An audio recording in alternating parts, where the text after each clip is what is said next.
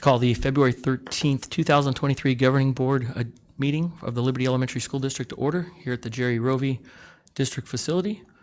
Have all board members present, Board Member Parks, Board Member Aguirre, Board Member Bixler, Board Member Kenyon, and myself. Next will be the Pledge of Allegiance. Board Member Kenyon, can you please lead us?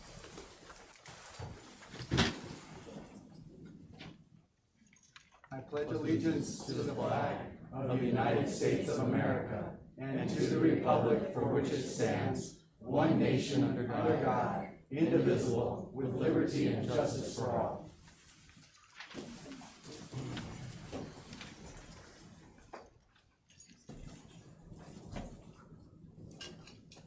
Members, next on our agenda is item 1.3, approve the regular agenda.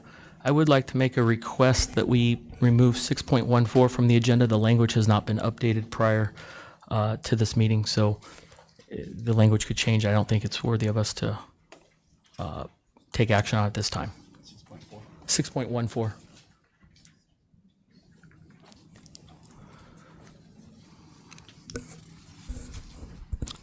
Which one? 6.14. They're streamlining the language on the Senate bill.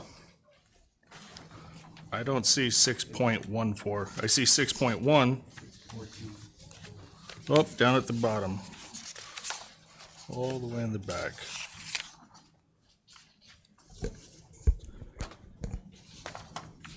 Mr. President, I make a motion to accept the governing board or approve the regular agenda except for 6.14, consistent with policy board policy BEDB, and temporarily suspend the governing board policy, which with this agenda may be inconsistent.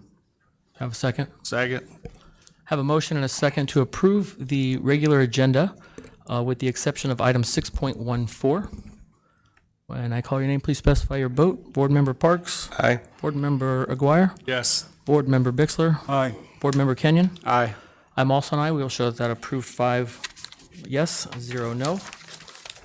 Next on our agenda will be item 2.1, the class size, attendance, enrollment reports, and school newsletters by Dr. Schuff. President Todd, this agenda item is a recurring monthly agenda item, so we stand ready for questions.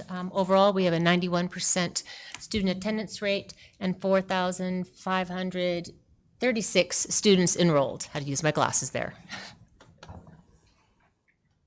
Any questions from the board? Members, any questions? Okay. Next up will be item 3.1, our governing board updates. Board Member Kenyon, we'll start with you. Yeah, thank you. Last Tuesday, I had the privilege to walk around Freedom Elementary with Dr. Schuff and our wonderful, when we showed up there, I thought we were going to be led around by either Principal Reynolds or some of her staff, and we actually had an 8th grader lead us around, which was awesome. He had his own agenda. He took us to different rooms. His name's Gabriel. He was a wonderful young man. It was really neat to see what's going on in that school. We walked into a number of different rooms, and one that caught a lot of my attention was Miss Giles' room in 1st grade. She had a split class, so it looked like she had about 100 kids in that room. Now, it wasn't 100, but probably closer to 30, but a lot of 1st graders. And it was amazing how organized she had those children. And even Dr. Schuff got to sit down with one of the young girls and who read to Dr. Schuff a really cute little story. That was really nice. I do want to give a shout out to Ruben Abrego, who's a student over there. While we were there, he showed us that on his Achieve 3000, he was super proud. He had the highest score in Arizona for the time that we were there, and that was really awesome to see. So good job, Principal Reynolds. That was wonderful. Thank you. Board Member Bixler. Yes, I also want to thank Principal Reynolds for setting up the tour that we had. It was terrific. My tour guide was a gentleman by the name of Trayvon, and he was excellent, another 8th grade child. We spent a lot of time talking about the big game that night against West Star. I'm afraid I don't know the outcome, but he was definitely committed to doing well that night, so hopefully that worked out well for him. The thing that really stood out to me, there were a lot of good things going on that campus. We had an opportunity to walk into a classroom where there was a trainer of trainers, or a trainer for Achieve 3000. There was a new teacher that we have that they were wanting to get up to speed on the instruction and to watch how that program is delivered, to watch the trainer deliver it so that the teacher in the classroom could also see it was terrific. The modeling was incredible. And it speaks a lot about how committed Freedom Elementary is to the students and their success by having that done, bringing in a trainer to work with that teacher to bring them up to where they need to be to help the kids. Incredible experience. It was really, really well done. The other fun part about it was after we left the classrooms, Trayvon and I would talk about what was seen in there and what stood out, what was good. And it was real exciting. I'm hoping that Trayvon at some point will become a teacher. Hopefully. We'll see how it turns out. Either that or pro basketball. We'll find out. The second thing I like to report is that I did have the opportunity to go to the Region 5 Spelling Bee. And oh my gosh, was it incredible. It was fantastic. I want to definitely shout out the Liberty champion that was there representing us, Flaviano E. Concepcion III. Did a great job. Unfortunately, he got knocked out by a word, jetty. And it seems like a pretty easy word, but I believe that young Mr. Concepcion lives in the desert. I'm not sure how many jetties he actually has seen. So I figured that's why it turned out to be the downfall on his effort. But I do want to congratulate the winners. Calista Tellington from Litchfield Elementary School will be going on to the state championship as the champion out of this region, Region 5. And Anthony Estrella from Legacy Traditional School was the runner-up. They both will be representing Region 5 in the state championship on March 18th, and we wish them well. So, great week. Thank you, Board Member Aguirre. Nothing. Board Member Parks. Well, I also got to tour Freedom Elementary, and I'd like to thank Principal Reynolds for her hospitality. They did a very nice job. I learned a lot while I was there, especially through their math and reading intervention programs. I was thrilled to see some basic times tables memorizations and things of that nature. I always enjoy walking through the schools and seeing what's really happening in the classrooms. We have a lot to be proud of. We have great teachers and great students. Thank you. Mine's pretty short. Unfortunately, I was not able to make that tour, but I did make it down to the state capitol of the Senate to watch the vote on the budget expenditure limit. The good news is the state came back and did right and gave the school districts the money that was allocated last year. So that's a very positive thing for us. And overwhelmingly, it was supported by both sides of the aisle quite well. There were a few holdouts, but overall, it went very well. So that's all I have at this time. We'll move next to item 4.1, which is the guideline for our public comment. Just a reminder that you have 3 minutes. Your time will be on the board. When you come to the podium, if you'll please give us your first and last name for the record, so that that's captured on video, and we'll move forward. You'll have 3 minutes, and I just ask when you're done with your 3 minutes, the little buzzer will sound, and please give the next speaker the courtesy of wrapping up and sitting back down.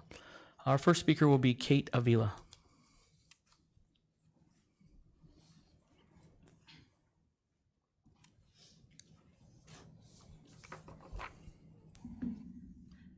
Good evening. My name is Kate Avila. Sorry. No, you probably say it better than I do. I would just like to address a concern that I have about Paul Bixler and the statements that were made at the last few board meetings. Paul, you have been accused of many of different things by many of different people. At the last board meeting, you chose to only address 2 comments that you said were false. The only ones that related to your own political statements. Neither one of these things commented on address the statements that were made about you using the little girls' bathrooms. I'm extremely concerned as a parent of a daughter and a son that attend Liberty School District. Are you really using the little girls' restrooms? I don't even allow my children to use the public restrooms without me or their father. And now here I am sending my children to school worried about that they might run into you. I ask that you address these statements that have been made and let us know if you really are using the little girls' restrooms with girls. Thank you.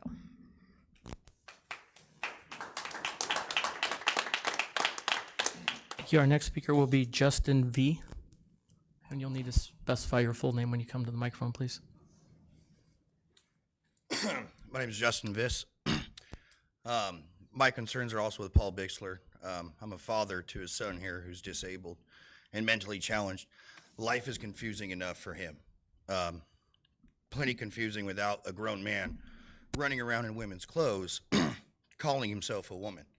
Another was what she just addressed. I have a daughter that's going to be coming to school here next year. She was in the kinder care program until 2 weeks ago. You did not deny using the little girl's bathroom. I immediately pulled my daughter out because no father can be comfortable sending their little girl to school not knowing if a grown man with male genitalia will be following them behind the bathroom. Thank you.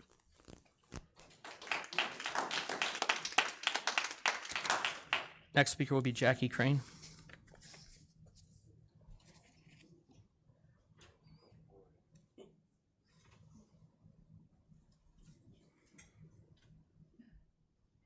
Good evening, board members and community members. My name is Jackie Crane, and I have been in education for the last 17 years and a dedicated teacher to this district for the past 12. Mr. Parks, in a recent post you made about teacher retention, you emphasized the importance of valuing and supporting our teachers to keep the best in our district. However, your recent actions on social media have contradicted your words. You made false accusations about my lesson and never took the time to ask me about it, causing me to question my commitment to this district. We want to feel honored as educators to be spotlighted on our school and district social media page and not have fear that our board member will take our lesson out of context and criticize our professional judgment. The teacher shortage in Arizona and across the country is real. We need to do everything we can to retain our highly qualified and effective teachers. But the negative environment created by board members on social media only serves to push them away. Our students are the real victims in this situation. We, as teachers, are asking for your reassurance that this kind of criticism of educators will not happen on social media by board members. We want to feel valued, supported, appreciated, and treated like professionals, as you stated in your post. Let's work together to create a positive and supportive environment for our teachers so we can continue to provide the best education for our students. Thank you. Next speaker will be Denise Murphy.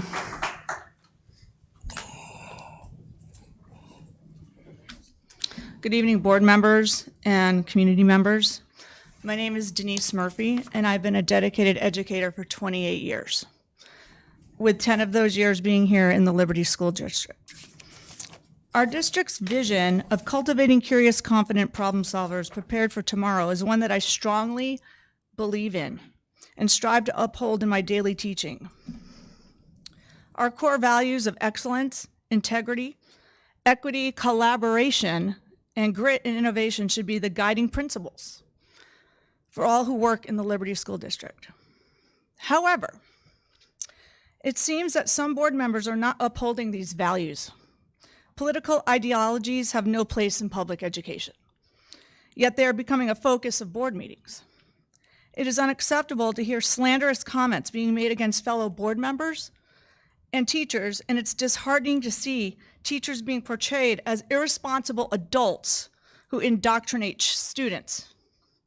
These claims are not based on evidence and should not be allowed in any discussions. Additionally, accusations of teachers implementing gender-affirming curriculum are baseless and should not be made without proper investigation.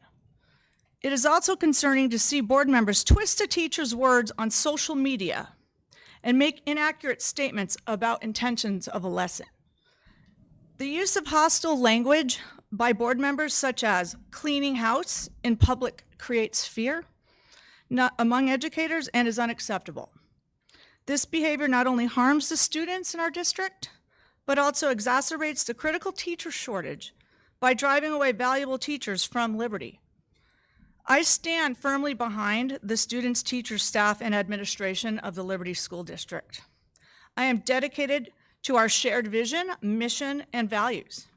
I urge the board members to reflect on their own actions and ask themselves, are you upholding the values of our district? Thank you. Next speaker will be Carrie Wilmot.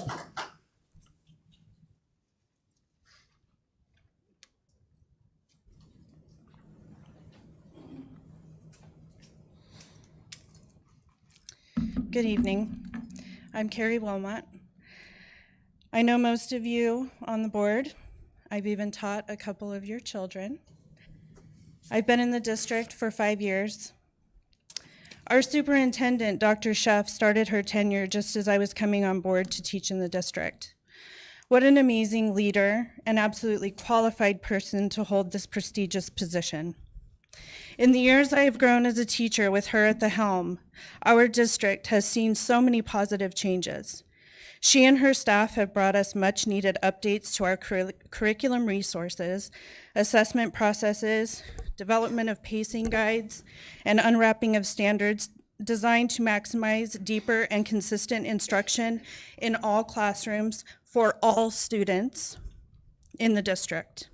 New online supplemental resources students can use anywhere they are, and updated behavior plans.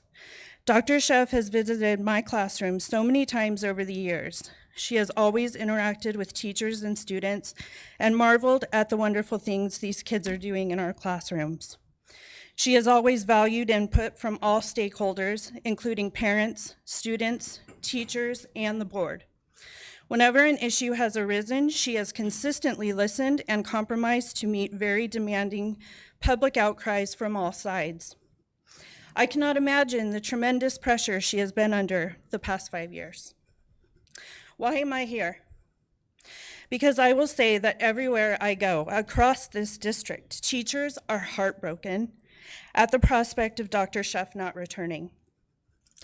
I and so many others feel like a huge disservice has been done to her and all of us across the district, including parents, students, and teachers. Even with the prospect of having a 4-day work week next year, what are we signing up for? Without her, I am so ashamed that we are just giving up and not fighting to keep the person who has led this district to wonderful growth and positive changes. I hope you all dig very deep and rethink your master plan. Thank you. Next speaker is Vicki Johnson.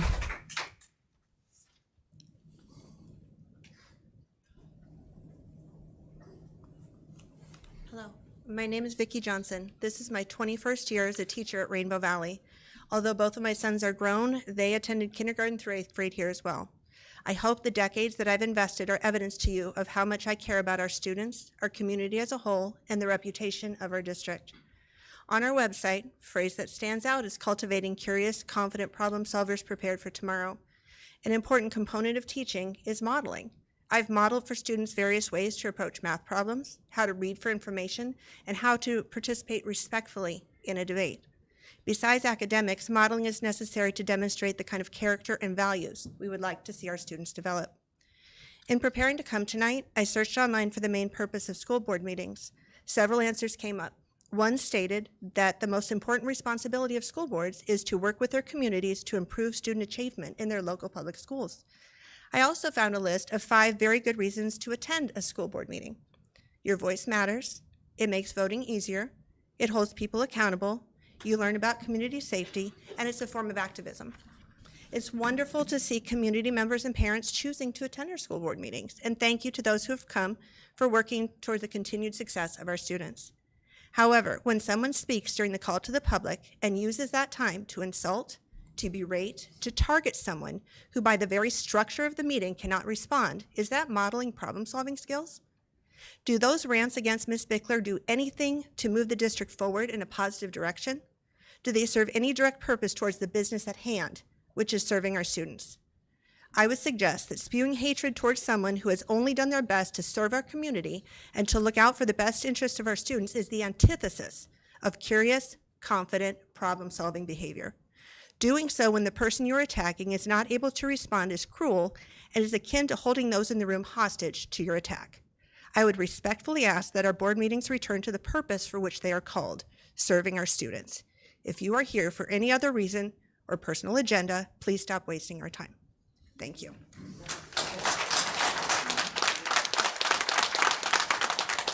Our next speaker will be Wendy Merkel.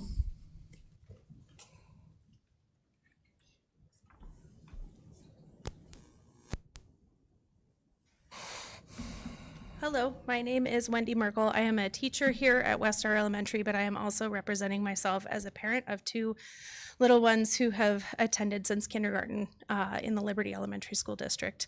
I'm here primarily as a parent who chose public school to ensure that my children participate in English language arts, that they participate in mathematics and science and social studies, that they have the opportunity for a board and a community to participate in how Arizona enacts their education process.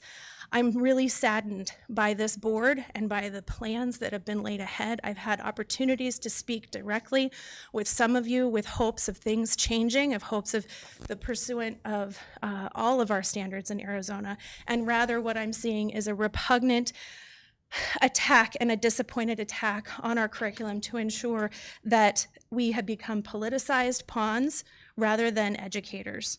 I really want to see our constitutional amendments upheld, the political schools, that schools stay public and not political, that we value the guaranteed rights by our Constitution, and for those who feel that this needs to be a political opportunity, a theological opportunity, which are not subjects taught in school, I can guarantee by both reading the Arizona standards and being a teacher in the school that that does not occur, that you choose the 14th Amendment and attend private school. I would like to ensure that we continue to be role models as both board members and as parents to our children, to show that education is a requirement of our future, to become a critical thinker, and to ensure that all of our state standards, again, do not support ego and ideological pursuit of theology and anti-republic establishments, rather than what we really need to be at the core, which is what Dr. Schuff has driven us to believe in Liberty, has given us the dynamic data that we need, which is to show that children can learn through play, that they can learn through opportunity and critical thinking, and not by rote memory teaching to the test. Thank you.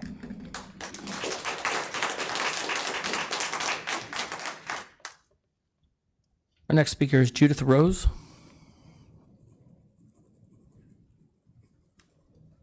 Hi, my name is Judith Rose, and I am the Director of Communications for Gays Against Groomers.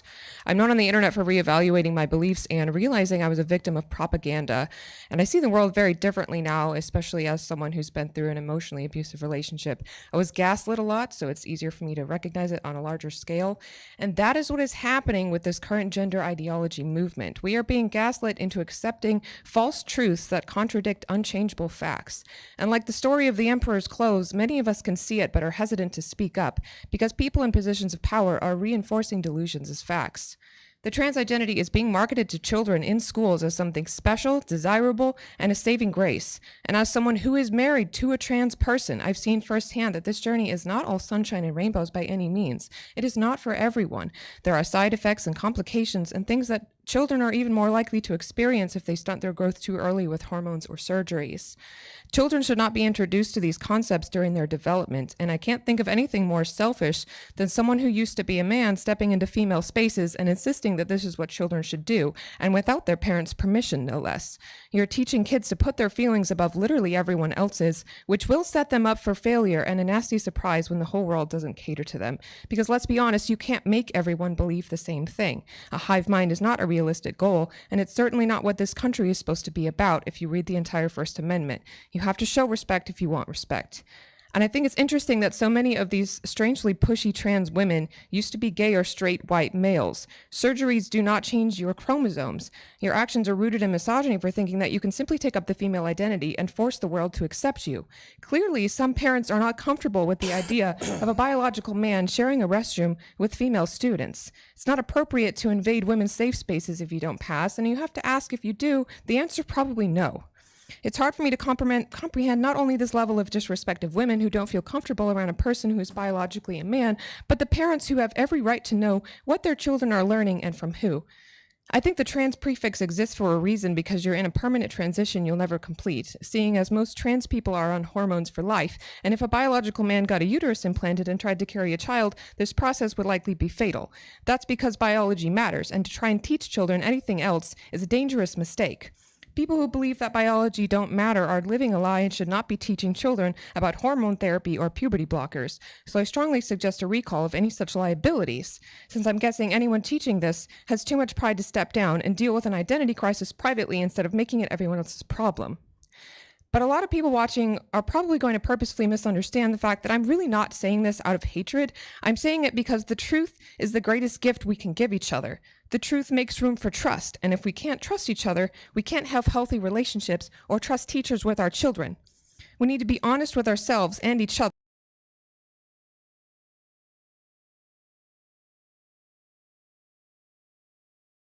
Next speaker is Matt Ray.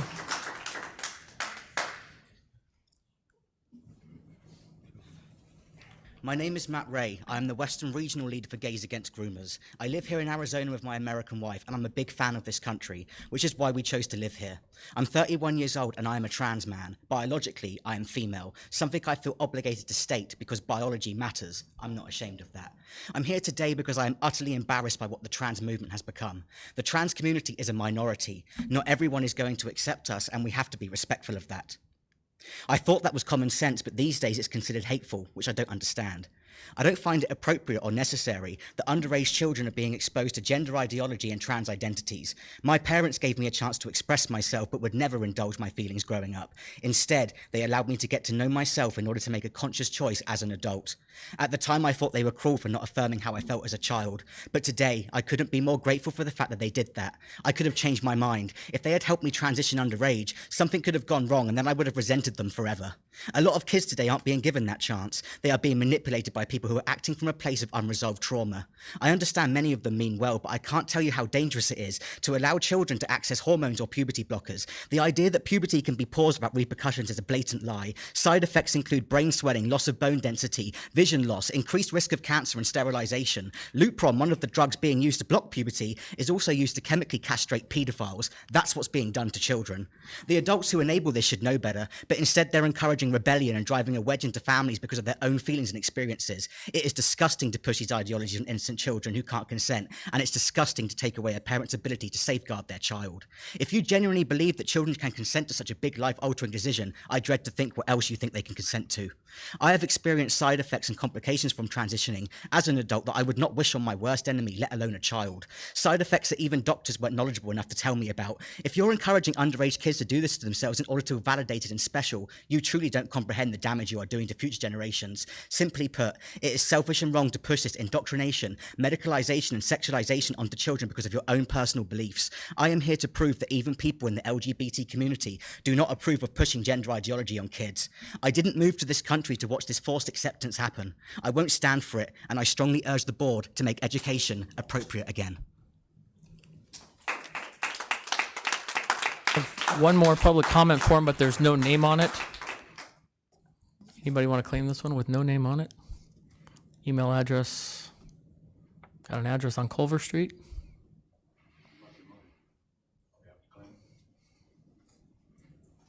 What is your name, sir? My name is Mike Georgioulis, and thank you for giving me the opportunity to stand in front of you and speak today. I heard the word reputation, and I apologize if I'm wasting anybody's time. I intend to exercise my rights to speak. I heard the word reputation earlier, and it's the key theme of what I want to talk to you about, and it's the reputation of this board. I looked for a good definition for reputation, and what I found that I really liked was it's the sum of what we do and what people say about what we do. So what's happening with this board and what are you doing? I'm not going to talk about you, Paul Bixler, because there's been enough said. I will say I agree with a lot that's being said, especially the issue of using the little girls' restrooms. I think it's despicable, deplorable, and it should stop. But I will talk about a couple other things. One, I've seen online the issue of superintendent double dipping and disagreement amongst the board as it relates to superintendent double dipping. Now, I'm not going to take a position on that, but double dipping is defined as one day you're an employee, you resign, next day you come back as a contracted person, and you're making two salaries for one job. I looked at Ballotpedia recalls. 2 recalls in the recent past, Susan McAvoy and Mark Guire. I believe Susan resigned. Mark, I see that you're still here. I continued to look, and I found the issue of Brittany Zamora, accused and pled guilty, as a matter of fact, of sexual abuse of a 13-year-old male child. I think there were 2 children that were involved in that. She's now serving a 20-year term. I listened last board meeting to some of the scores that you're reporting in terms of education and how the children are performing. There's a website, www.greatschools.com. That website says in math, English, algebra, and science, test scores in this district are about the same as the state average, though still below top performing schools in the state. Now, we may look at that, we may say, that's great. We're performing at the state average. But then I looked how the state's performing. Wallet Hub, July 2022. Arizona ranks 48th amongst all states in the U.S. best and worst school systems. The Nation's Report Card 2022 gives about the same ranking. So it upsets me that people that have kids going here are being subject to an education that is seriously subpar. My conclusion is that your reputation is extremely poor. I haven't listed everything. I don't have enough time for it. That you have no alignment. It appears you have no aligned agenda, and that speaks to leadership, Mr. Todd. I'd like to ask you if you have a code of conduct, if you have an ethics.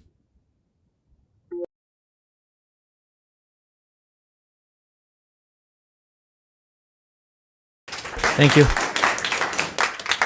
Any board members have comments? Hearing none, we'll move to item 5 on our agenda, the consent agenda. Mr. Todd, we have an opportunity to comment. You may. First of all, Ms. Crane, I owe you an apology, and I owe the teachers an apology. There's nothing I can say here that's going to fix what I posted. I hope you'll let me make it up. That's all I can do. Thank you. Any additional comments? Now we'll move to our consent agenda.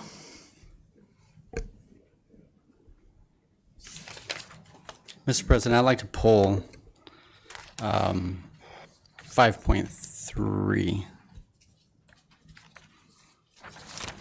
Okay, 5.3 is pulled.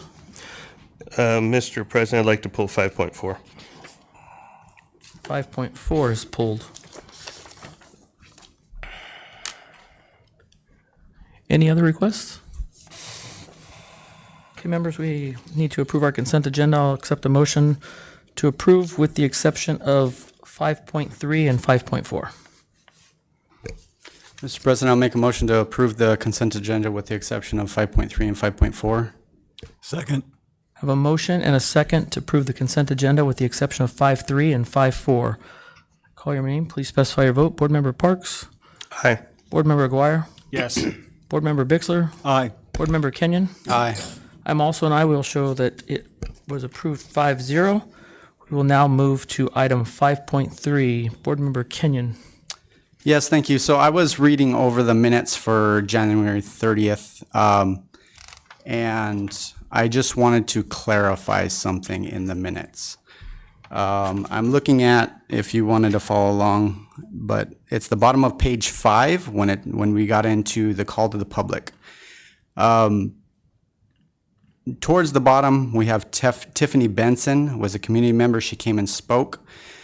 In the minutes, it states She encouraged the board to create policies on transgender bathrooms. I went back and watched the video because that didn't seem right to me, and here's the quote that she had. Calling on this board to proactively establish policies that will prohibit biological males from using female spaces and vice versa. So that is a gross misrepresentation of what was actually stated. I would ask that that be corrected.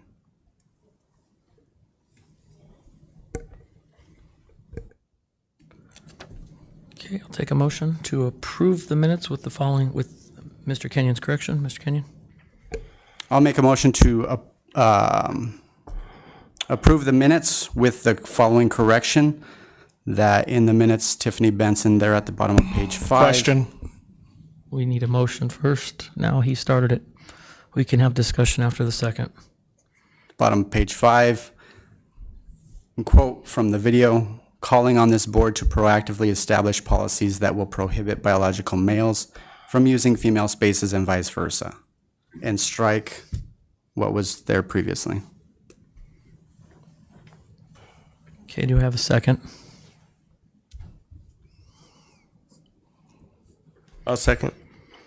Have a motion and a second. Ms. Rodriguez, can you please read the motion so everybody's clear on it, and then we'll do discussion.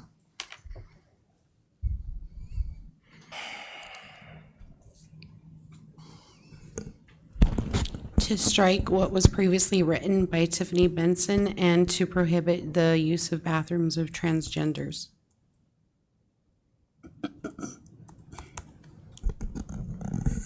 Mr. Kenyon, are you? Yeah, that wasn't what I asked. I asked for the quote being put in there, and I'll read a little bit slower if you need.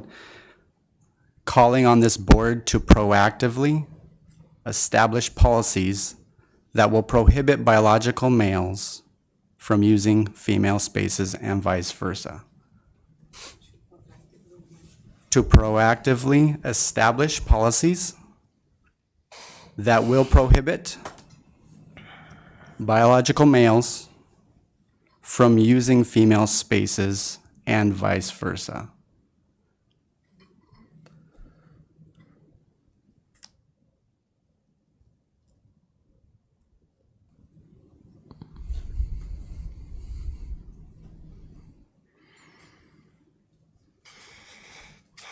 So calling on this board to proactively establish policies that will prohibit biological males from using female spaces and vice versa. That is correct.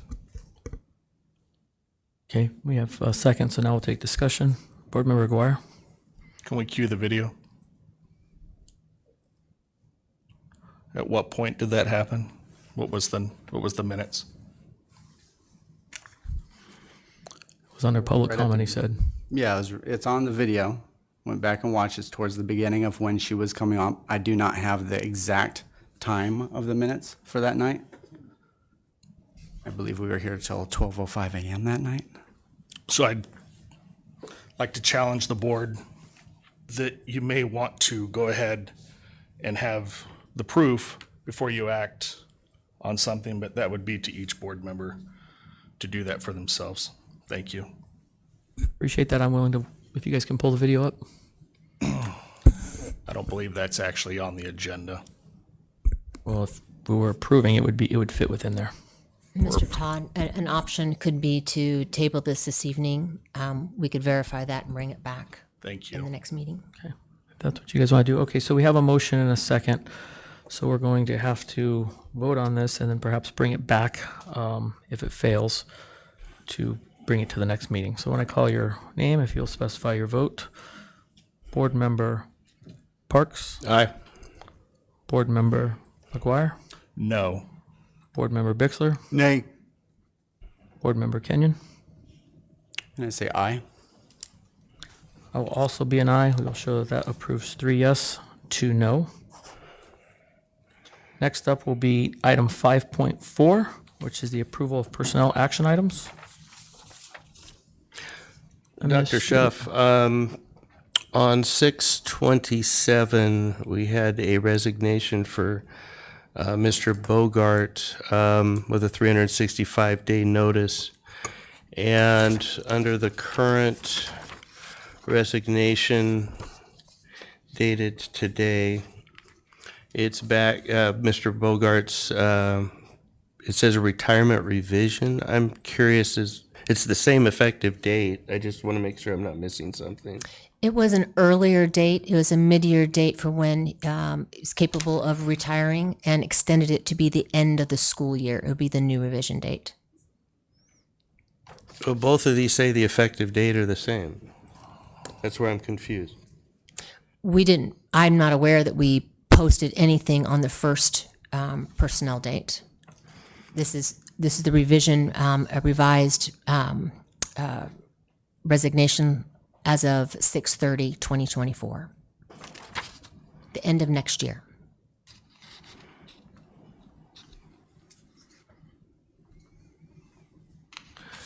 Can you tell me what you're referencing? That was the difference, is it's a year later. Okay. It's a full year later. Okay. That's all I had.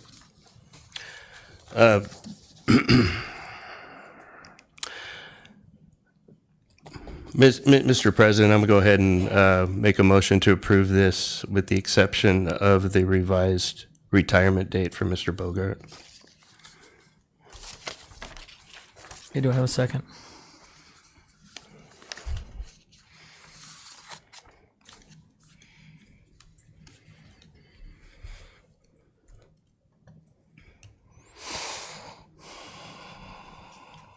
I'm not clear on what we're talking about here.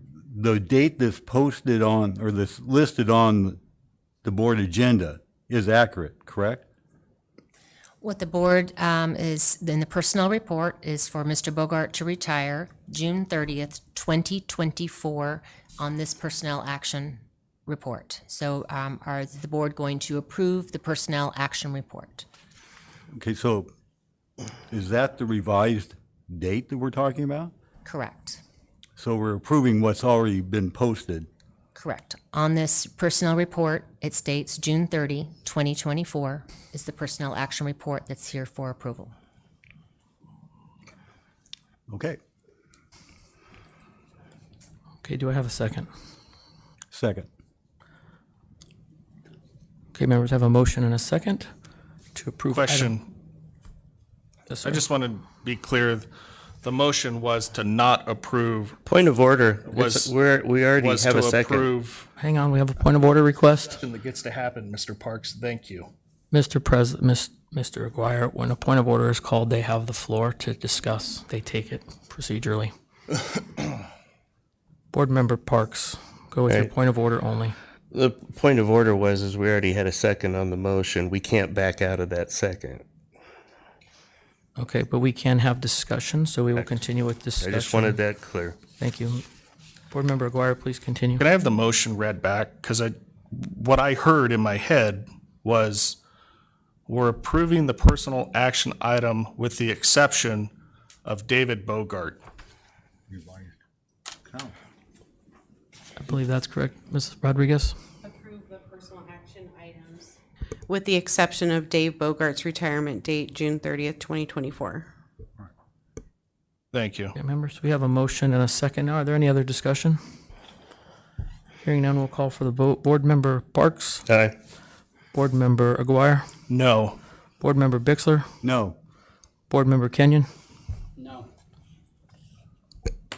I will also be a no. We will show that that failed 4-1. 4 noes, 1 yes. Mr. President, I move that we approve the personal action items as written. Second. Have a motion and a second to approve. Board Member Parks? Aye. Board Member Aguirre? Yes. Board Member Bixler? Aye. Board Member Kenyon? Aye. I'm also an aye. Will show that approved unanimously 5-0. Moving on to agenda items number 6.1, discussion consideration to review master plan for administrative facilities and approve schematic architectural design for transportation facility, presented by Mr. David Schmidt from DLR.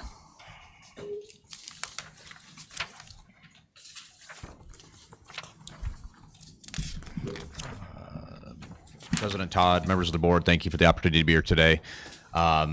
as was mentioned, we're going to look over the where we are currently on design of the transportation hub for the district. We talked to you last month, and there's really two components of that. So last month we talked about the larger master plan of the site, and then today we're going to look at the specifics of what is funded in this under the current bond, and that we promised the taxpayers that we are going to build now, which is the transportation facility itself. That master plan was necessary because we talked about the site as a larger whole, and we needed to look at where the piece that we're building now obviously is going to go on that, and so that's where the master plan comes in. I included a lot of stuff in your board packet, and so you guys could look over that on your time. And so I'm going to kind of cut through some things tonight and kind of go directly to the chase, because a lot of the stuff is what we covered last time. And so we're talking about the facility right across the street from us right now. If you're looking at this site, with the building we are currently in is at the top center right there. So you currently own the 4 parcels right across the street right now where the current facilities are, and then 10.5 or so additional acres that were purchased with that, and we'll be combining those into one site in a legal document that will come later. Okay, so this is kind of where we left off last time. We're really going to talk about those buildings right in the center. And so on this site, you noticed that we talked about potentially in the future an administrative building on the south, kind of all these operations buildings in the center, and bus parking to the north. And that's kind of the bigger picture of this site. And so pulling that out, let's see here. So that yellow square you see on the left side is really that transportation building itself, and then kind of blowing it up on the right. And skipping ahead a little bit here. Whoops. All right. So looking at what that is. And so what is by transportation? I should really go ahead and kind of define that. Transportation is really 2 components, and there's an administrative component, obviously scheduling and routing and all those kinds of things. But the other part of that is the vehicle maintenance itself.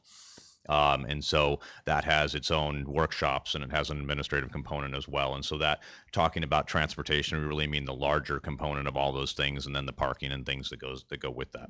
So what we're showing here is a masonry building.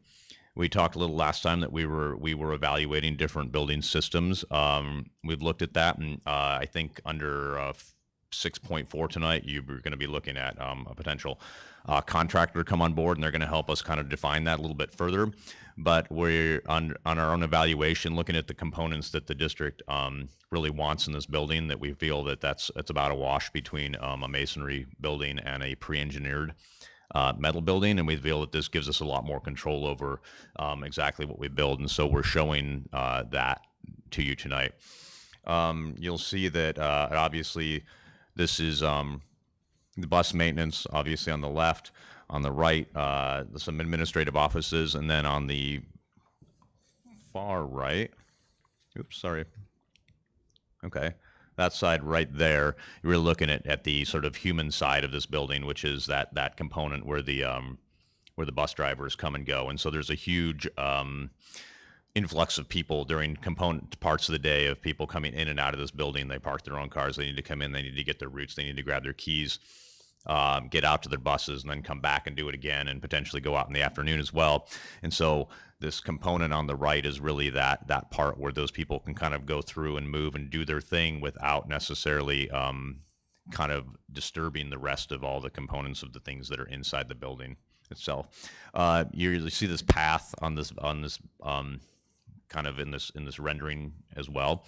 So some of the big picture of the master planning on the site is not just looking at how all the components fit together, but at how you really circulate. So once you get to the site, there's this huge pedestrian component. So how you connect all the pieces together.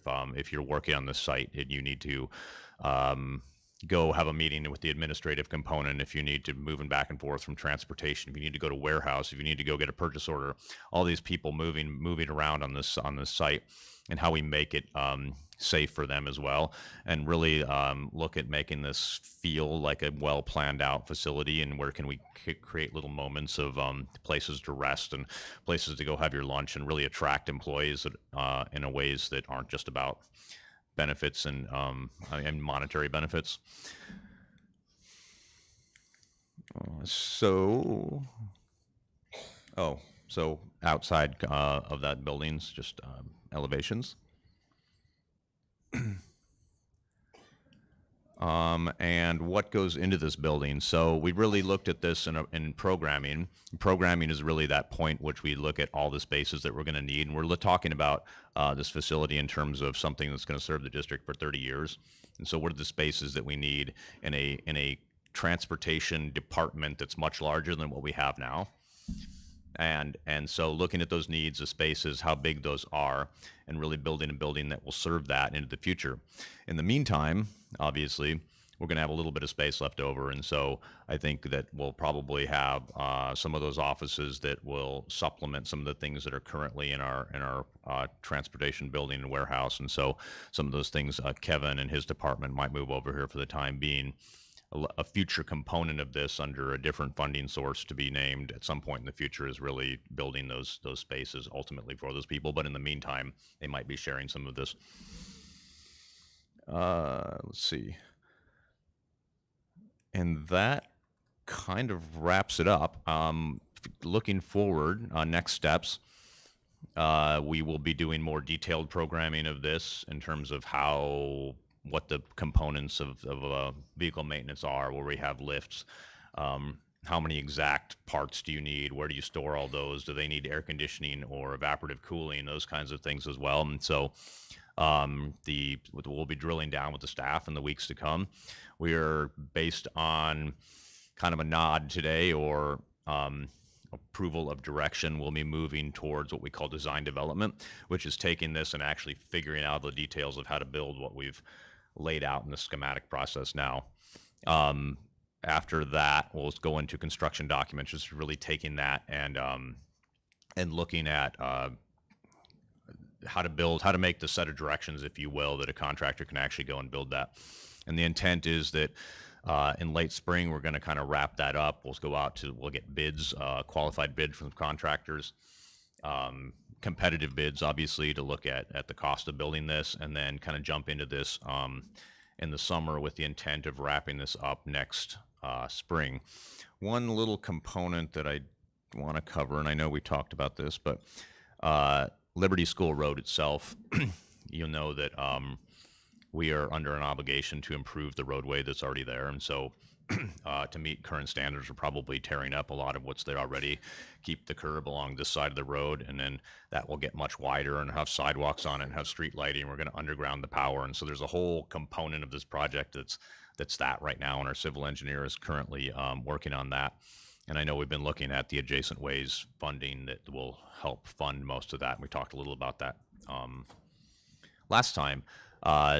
Timing is really perfect because if the contractor's approved tonight with us finishing up this component now, they have something to kind of dig their teeth into and start looking at costing, and to start to put preliminary costs to what we've designed with the intent of verifying that we're within budget, or we need to kind of squeeze things, or where we're going to go from here. So timing worked out just right on this, and we will be moving forward. At that point, I've finished, and I'll take any questions that you have. Members, any questions? Go ahead. Yes, thank you so much for the information. Nice to see that footprint the way it is. I assume that you are considering this disposal of waste from the maintenance of the vehicles. I know we must be doing that now some way. Are you considering that within the construction design of proper waste disposal and maybe improve what we currently have? I will be, and I must admit that I don't exactly know how that works, and I have an engineering staff that does, though. And so I can't really address that, but we will be looking at that. There's obviously ADEQ regulates a lot of those things as well, and so part of one of the components of this as well is replacing the existing fueling facility that's underground, probably putting it above ground. But obviously proper disposal of oils and fluids and things that come from the buses is highly regulated. So we will. There's space to kind of contain that and store it, and I don't know where it goes from there. Okay. I can do more research if you'd like and come back in a future. No, I just want to make sure that it's on the list of things to do. So. Okay. Second thing is we had talked about possible recharging stations at the parking areas. Is that still part of the thinking? Yes. So good question. A couple of things I heard last time. We talked about being ready, or if possible, actually putting on photovoltaics onto the building, so energy. We'd also talked about places to charge electric buses, and so we are currently planning our service entrance, which is the point where your electrical connection comes into the building, to have capacity for a couple of district like pickup truck size vehicles and 4 electric buses. We are routing underground conduits to charge additional buses, of which we probably won't have the power for unless we put in a larger service. And so at some point in the future, if electric buses become a thing, we may put in a larger service entrance to the building. And so at this point, we're planning space for that to happen without actually putting it in, so that it's trying to set us up to plug all these things in the future without overspending our budget that we have immediately today. All right. Well, thank you. Good thing. Questions. Thank you. Thank you. When you talk about planning space, what exactly does that mean? So service entrance is that point where the meter is and where the power from the street off the power line or underground, whatever, comes into our building. There's usually a bunch of big gray panels of where all that happens, and then there'd be a transformer. So space for those big switch cabinets, and then the transformer that goes with it, which would stop it down to whatever power we're going to use on site. And so the power companies have very defined ways in which they are able to bring a truck in and back it up to that and be able to just install it. And so they've got all these things laid out, and they have diagrams on their website. And so and how much space is required around it as well. And so really creating space in which would probably be a fenced yard next to the building that would have those big gray cabinets and the big steel box with the fins on it that's a transformer. So a second the switch gear, the equipment, there's going to be space for the equipment, and I assume there's going to be possibly future conduit.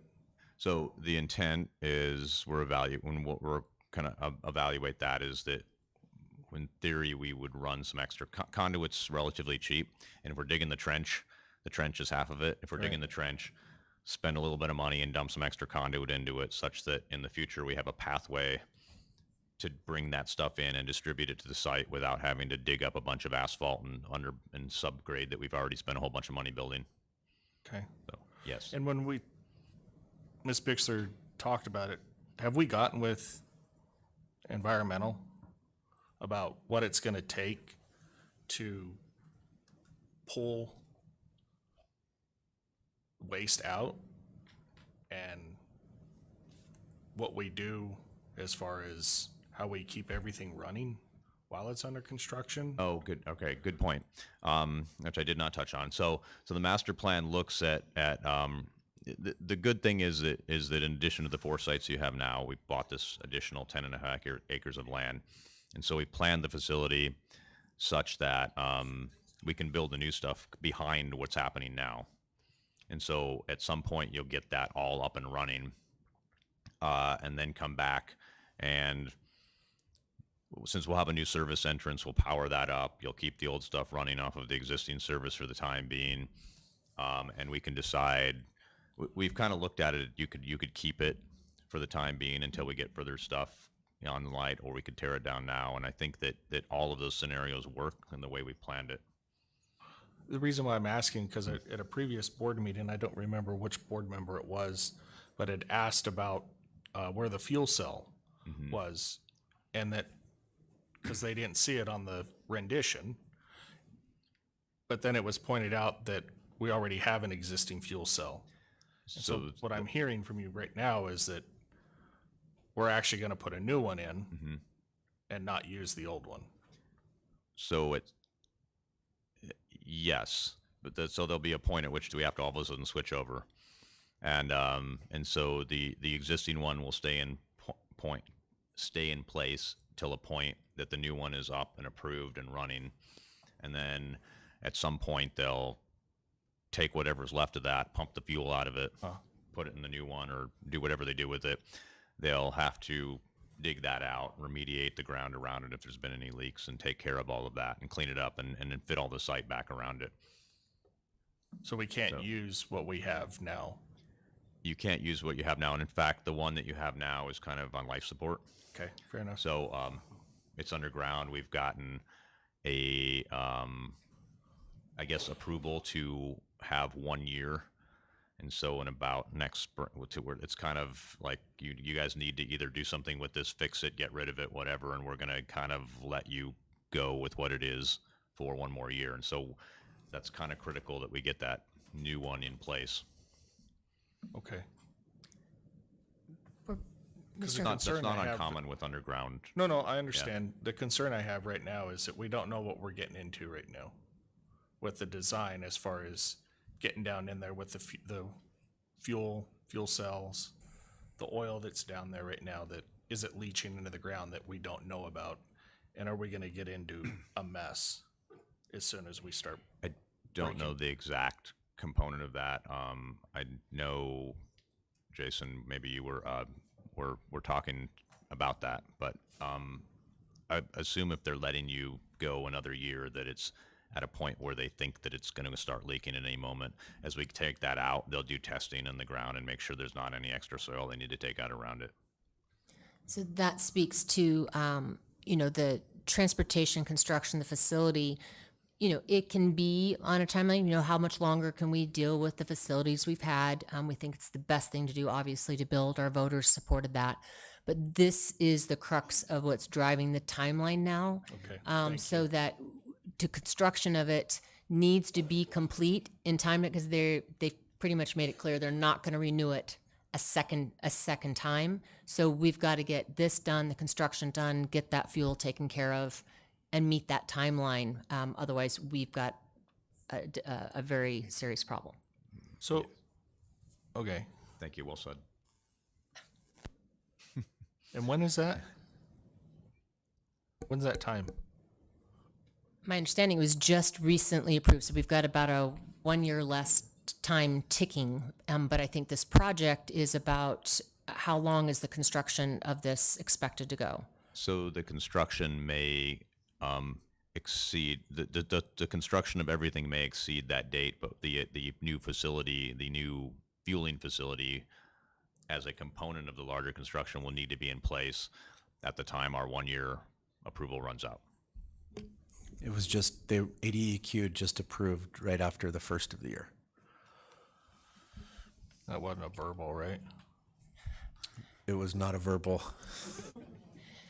So that'll require the city giving us understand. ability to use part of the facility that's been constructed while the rest of it is still being constructed. So it's good that we're moving along here in the timeline. Thank you. No more questions. Thank you. Any more questions from members? Last meeting we spoke, and I addressed my concern about the Highway 85 and there not necessarily being any traffic light, stop sign, anything right there, because that traffic just flies through there. Mm-hmm. And I know sometimes we have, our lovely Buckeye PD sitting there watching for people, and that really helps out. We appreciate them. But it just seems like that's a drag strip right there. And my concern is, we have another exit coming out of here. And I do see you have on here the deceleration lane. Yeah. Do you think that's going to work? So the deceleration lane is mainly for people coming into the site.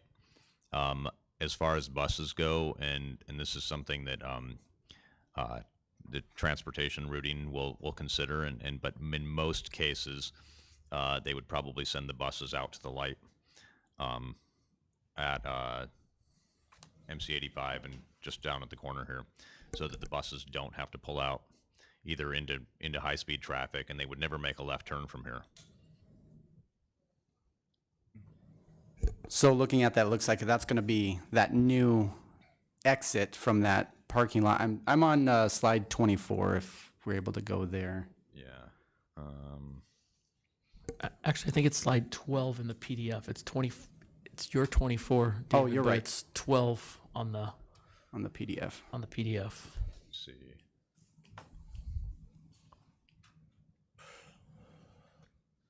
Oh, right there, yep. Here. So at the very bottom, there's that red line. Yeah. That's Highway 85. So it looks like coming out of there is going to be only a right turn. Is that correct? Yes, so that'd be right turn only, and that would probably be single vamp or single occupant personal vehicles. So leaving the board, or I'm sorry, the administrative offices. So we've kind of planned this with the idea, and it's a little bit difficult to see here, but with the idea that the buses can completely circulate in and out, have a separate in only and out only on the north end of the site, and then that there's a in and out for personal vehicles onto Liberty School Road, and then there's actually I think we've got 4 curb cuts. And if I go to, it's probably easier to see here. You can kind of see it there. So this is turned obviously north is to the right, and you can see the exit on the far upper right is buses only, and then the center one on to the up is buses only, and then you see one on the left is for personal vehicles that supplements the one on MC85. So there's 2 ways out for both things, and one of them always goes on to Liberty School Road. I think the plans are excellent. That's just my biggest concern right there, so. Yeah. And at some point we'll have a traffic engineer, and we preliminarily already spoke to a traffic engineering consultant about that, and kind of gotten what they believe the county will approve in the future, which is that deceleration lane. And yeah. Go ahead. In this planning, what I'm not seeing is I'm not seeing the highway, the new highway that's in the works right now as we speak, that it's actually going to be a highway now. On MC85. Yeah. Yeah. Our civil engineer has been speaking to Buckeye and the county about that. So we're trying to get that component piece and kind of overlay that in there. That it looks like at this point in time, we're not going to be required to do the half street improvement along MC85, which is good news. But we need to plan and make sure that we're not doing anything that precludes in the future. Okay. Good question, though. Thank you. Yeah. Any more questions, members? Okay, I just have a few. I certainly agree with Board Member Kenyon. If you're coming southbound on Liberty School Road, anywhere on MC 85, right now people go left, they go right. Mostly they play Frogger. Are we sure we can work with the city to force that to be a right turn only, where if you're southbound on Liberty School Road, you have to go right? We can design it however we want. Okay. I think that would be a good consideration to do. If I should say, if we were going to make it right turn only, we would designate that on the outbound of our site, and kind of design it in a way that was designed such that you're only going to go right by the way we shape the outbound lane, and mark it as well. We'll talk to our traffic consultant and see what they recommend. I would assume that would be a recommendation, simply because it's close enough to Liberty School Road. So you've got another exit that's 600 feet away that you're looking at. So. Okay, I think that would be a great recommendation to look at that, just because that is a rough spot. And to other comments, it's like 95 miles an hour out there on most days when they're going slow. So just a couple other clarification things. Has our transportation director looked at these plans a lot, and are they there in maintenance and our bus? Do they agree with this design? Are they saying this is going to work for them? Yes, and so we presented to larger staff a week ago maybe, and looked at that. A week from today, we will be going into more detail with them, looking at how those bus bays actually lay out, which ones have lifts in them, which ones are work areas where our parts storage is, and whether we have enough and how we stock that, and whether it's shelves and so forth. Okay. Mr. Todd, I'll just expand on that a little bit. All throughout this entire process, in terms of flow of bus traffic, spacing of buses, both our lead mechanic and our supervisor have been involved with all of it. When we get into the excuse me, specific detail of the needs for operational efficiencies, they will also be a part of that whole process. Okay. Thank you. My next question I have is, I'm sorry, our PowerPoint didn't come up till you were almost done, so that was a little bit of an eye chart. But on your slide 40, our slide 20, I'm just seeing in this pretty large complex with a lot of people, one conference room. Is that going to be enough to handle all the things that are going on in here? So in future phases, there will be like a bigger training room as well. So we've got the space. So in addition to the conference room, there's kind of the general break room area, which is a separate piece. And then in future phases, we'll have a larger space that's both sort of training and conference. And so the small conference room is really not the place the bus drivers are going to do for training and so forth. And so that we believe that that's correct.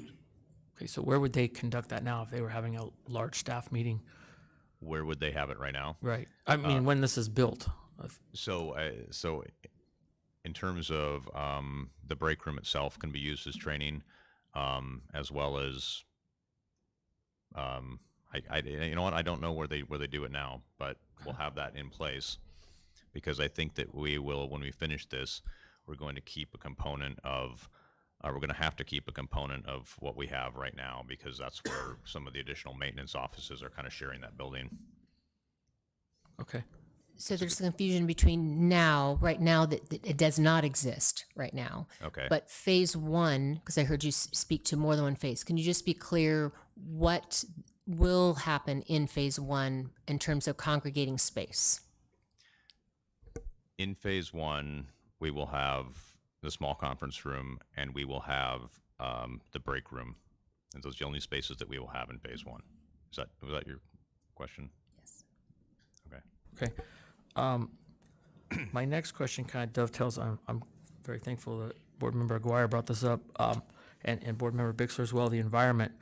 I'm kind of just going to get the big elephant out of the room, and we had some surprises at Liberty over some water issues and tanks and different surprises that popped up.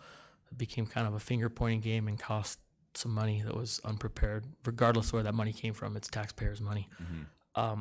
Have we done soil samples out there to know? Because the last thing I want to do is pull this tank apart. And right now, ADQ is only guessing. And thankfully, they're guessing and they're giving us a year. But I just know that building's been out there for a long time. Mm-hmm. Back in the good old days of Buckeye, strange things happen with oil. We all did it. We all poured our oil wherever it did. So are we sure we don't have any surprises and we're not going to end up with some sort of another surprise? And then secondly, with that, right back to that issue, that's going to be a high volume water area for fire protection with buses in there, so and fuel and so forth. So are we going to have, we've got that all worked out. I don't want any surprises like we had the last time. I think that shed really bad light on everybody that was a part of that project when, oh, well, surprise, surprise. It didn't look good. And the fire marshal's office said it didn't look good. There were a lot of people that said it didn't look good. So just want to know before we say, yes, we're going with this, that we didn't, that we know that soil's going to be good all the way around. And we're not going to have any other surprises where, well, we can't do phase two because phase two is a Superfund site. So two things there. So one is we will be doing geotechnical investigation, and we can do testing at that point on the existing tank, so we can find that out. The second component, and so I don't know that. So to this point, I don't know the answer to that, but we can find out. The second component is domestic and fire water, and that is from the tank that's existing, and we stubbed out to that. So part of why we did this new component as a number of individual buildings was that the demand for water for fire sprinklers is based upon the largest building in the complex, with the intent that everything doesn't catch on fire at one time, right? So what's the largest one single draw? And so by keeping these buildings as similar size or smaller than what buildings that we already have, the fire tank that we have now is sufficient to cover that. And we're positive because we're falling under City of Buckeye guidance with this, and we thought that before with the last Liberty Well- build, and then we thought, and then we found out we thought wrong through the whole process. Well, they changed the recommendation on us. Regardless, they write the rule, so we got to be thinking So, farther I ahead than agree them with- and make sure that they're putting that in writing as well. That we're good. True. Point taken. So yes, we will look into that. Okay. And I don't have an answer for you today. Okay. But it's a great point. Can we get one And fairly yeah, soon? And putting it in writing is a good thing. I think it would be a very good thing based off what happened previously. So, okay, members, any other questions, comments? Okay, hearing none, we'll take a motion to approve the master plan for administrative facilities and approve schematic architectural design for transportation facility.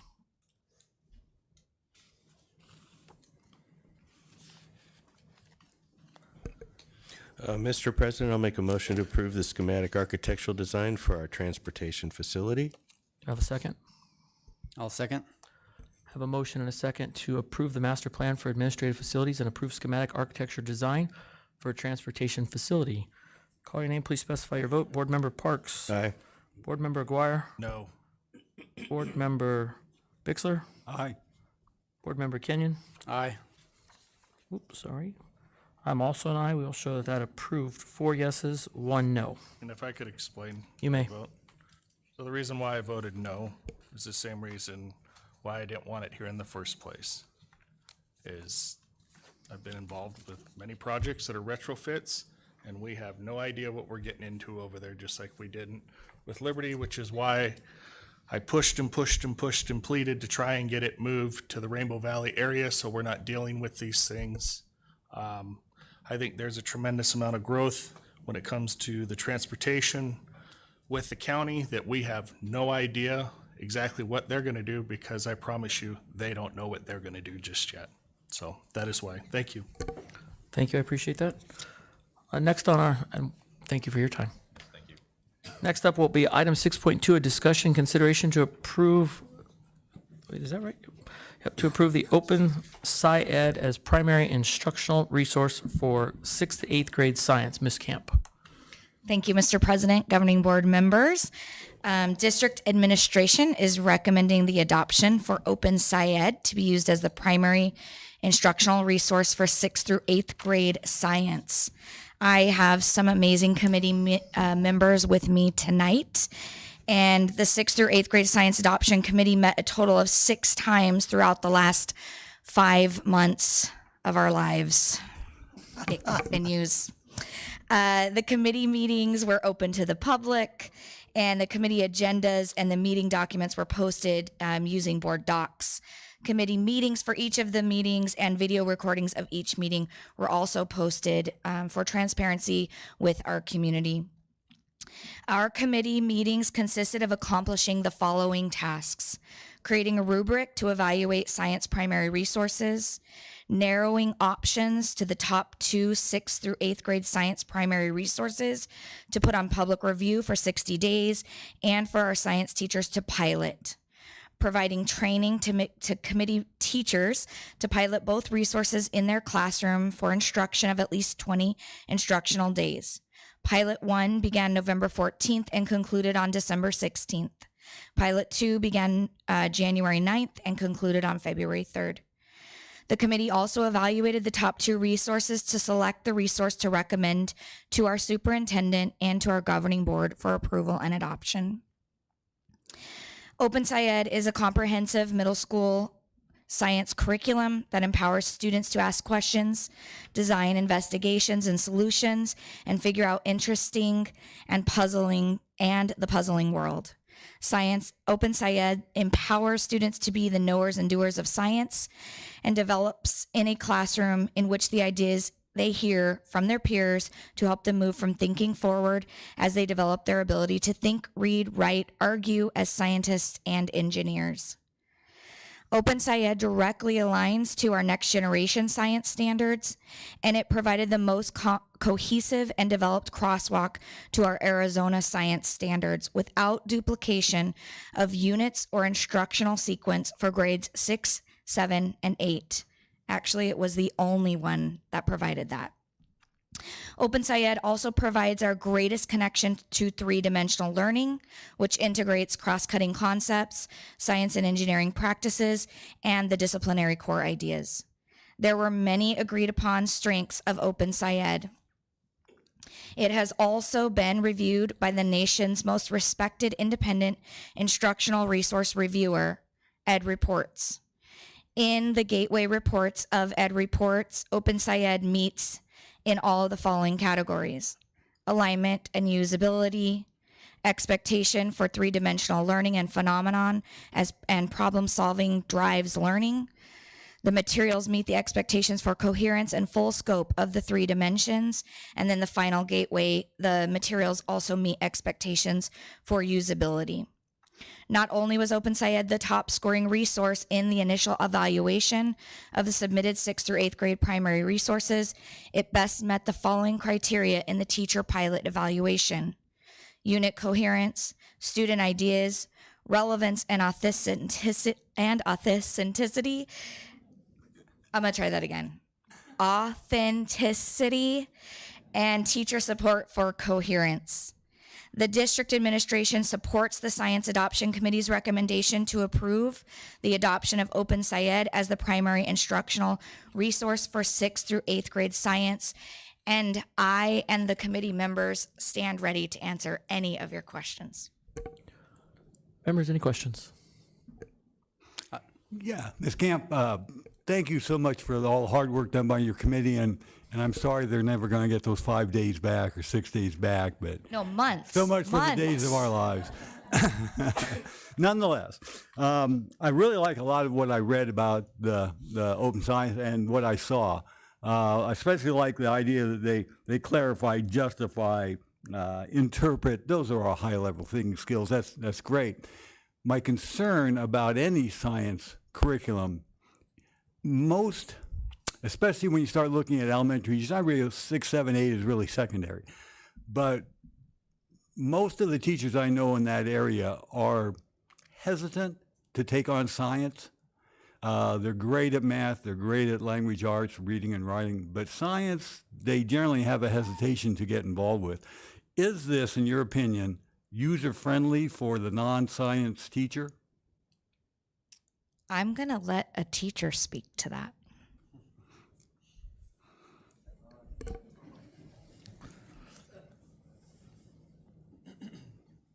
So, Open SciEd actually, it provides... Really quick, can you just give us your name for the record? Christy Mendoza. I'm at Liberty. I'm the one that's always on the website. Award-winning superstar science teacher. That's where you've seen me. No. So it actually provides a range. So there are teacher resources that provide all kinds of prompts for teachers. So, if you're trying to, it gives you suggestions, like suggest asking this, and it gives you sample student responses too. So you can see kind of where the students are going. And I would say that's beneficial for even us. I mean, the challenge at middle school is that science is integrated, right? And so my background is more physical science, where somebody else might be more biology, and we have earth science. And so, I mean, it takes a lot to teach middle school science because you have to have a little bit of knowledge in all of those areas. So, that's what's really beneficial about the way the curriculum is developed. For the teacher's guide gives you those prompts and those suggestions. There's background.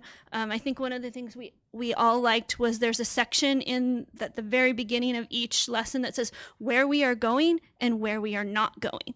And so that's really helps us kind of narrow that focus down. Okay, this is where I'm going to channel that energy. Did you No questions. No question. Board Member Parks? I just had a couple. One, did you say it's the only one that's aligning with the state standard? It was the only one submitted Only one that submitted. had the direct alignment to our state standards with no duplication. So what I mean by that is Arizona is the wild, wild west, and we did not adopt the NGSS standards. All curriculum of science is written to the NGSS standards.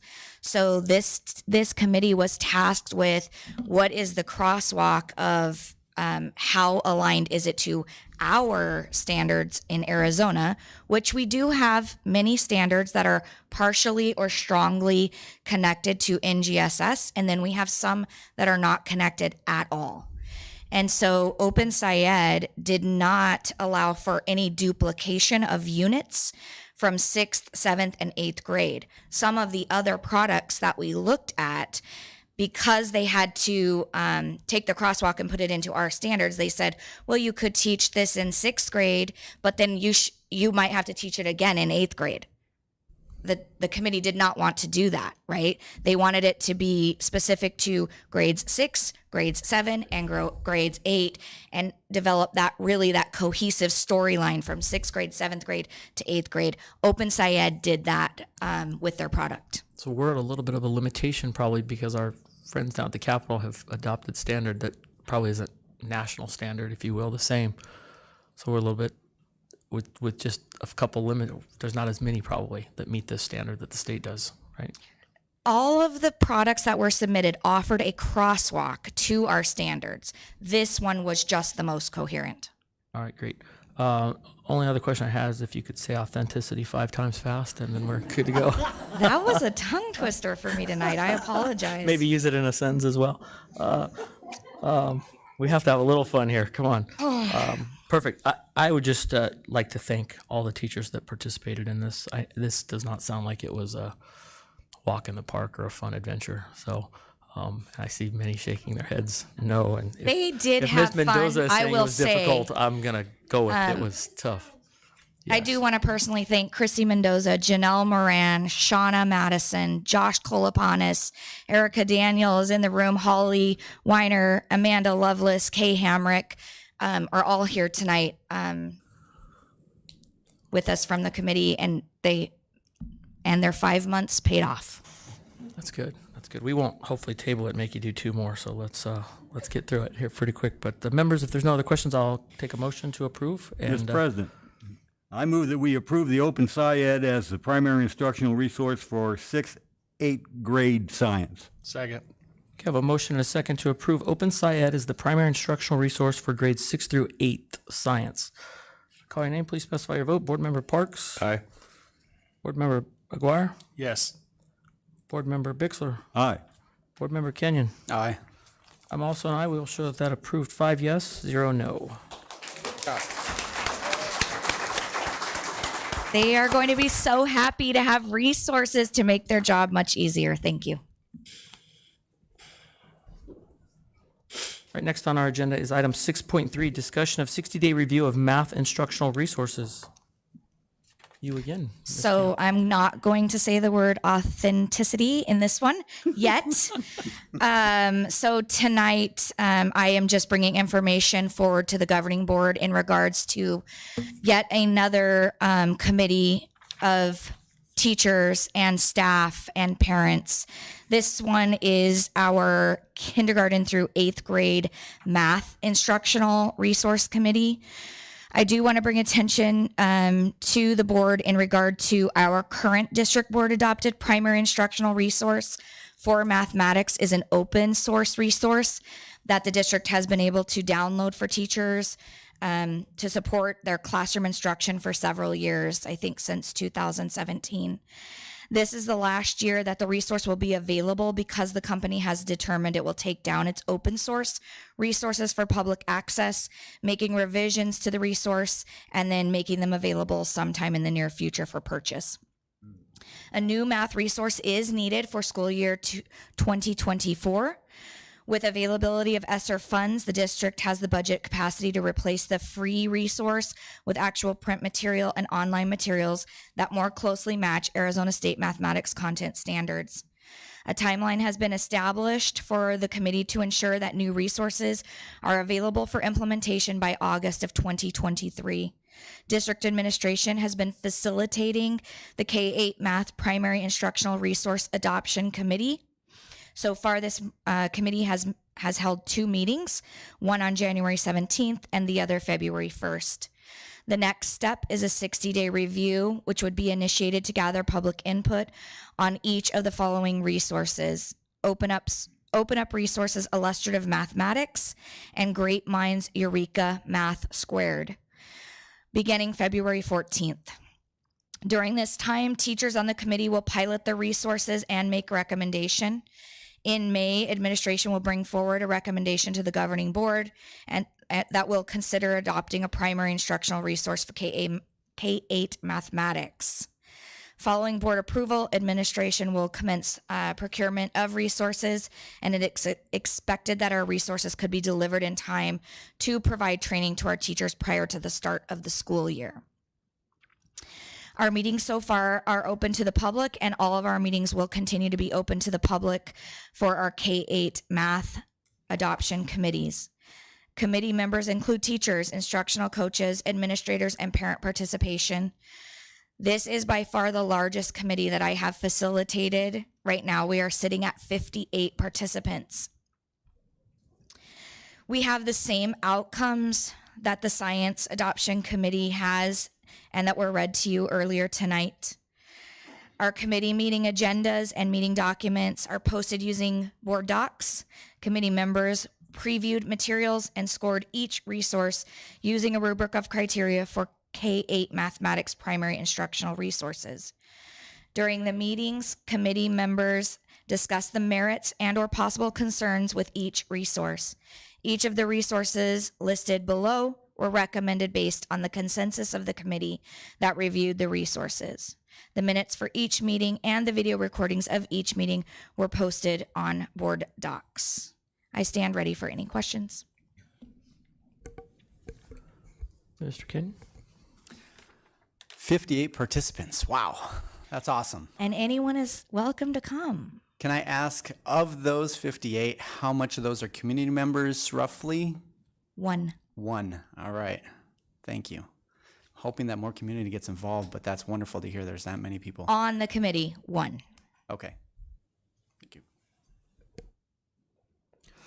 Yeah, Ms. Camp, just I know there was a real effort, gosh, probably 20 years ago now, to try to start infusing into the lower grades the abstract thinking that you would find in algebra, unknowns and those kinds of things. Is this resource reflective of that effort? Are we seeing more effort of algebra abstractness being added at lower grades? Our standards are very, very rigorous. And so you will see that our most youngest students are also working from concrete to abstract in their thinking. And just as many of the teachers spoke tonight, you know, we believe highly in problem solving, and our youngest learners can problem solve, and they are doing that. Yeah, I know I had discussions with math teachers, and it was hard for me to convince them that life is not an equation, that's a problem that you solve. So I'm glad we're going that direction. No questions. Okay, hearing no additional questions. Just a moment, I don't have questions, but I would like to say I've attended the last 2 meetings. Yes, you have. And that's only to learn about the process. As board members, we're expected to become knowledgeable on so many things so fast. Mr. Kenyon is learning. We've all learned. So it's been very eye-opening to see that process, to see the teachers. This room is filled. There's not another, I don't think we could bring a kindergartner into this classroom at this point, or into this room. So it's exciting to see that. It's exciting to see some of the struggles that take place. We saw the storming and norming phase, and when I came to the first meeting, I thought, well, we might be here for 6 months like science. But that hasn't been the case, and I want to thank all the teachers who have been at this, to you for leading this, Ms. Zumbro, who's fast on the microphone, our technology department being here. It makes it for me, and I think everybody else will agree, makes it so much easier to ask intelligent questions and then help make the best decisions for the district. So thank you for allowing us to come to it, and again to the teachers. So with that, I have no other questions because I've kind of witnessed it, unless you want to say authenticity again. But otherwise, we'll go for a vote. I'll need a motion and No a vote- second. no and then vote tonight. Oh, no vote. Just Okay, sorry, just information. discussion. Okay, thank you. Sorry about that. Thanks for Thank the you. clarification. Okay, next on our agenda is item 6.4, discussion consideration to approve Chase Building Team as a construction manager at risk for the transportation facility. Ms. Strickler will be presenting. Good evening, Mr. President, members of the board.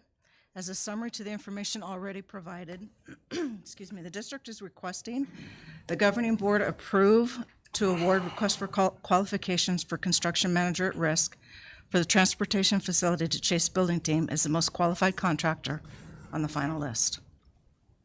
The district maintained adherence to the State Board of Education Administrative Code for the request for qualifications, from issuance of a request to procuring the services of construction manager at risk.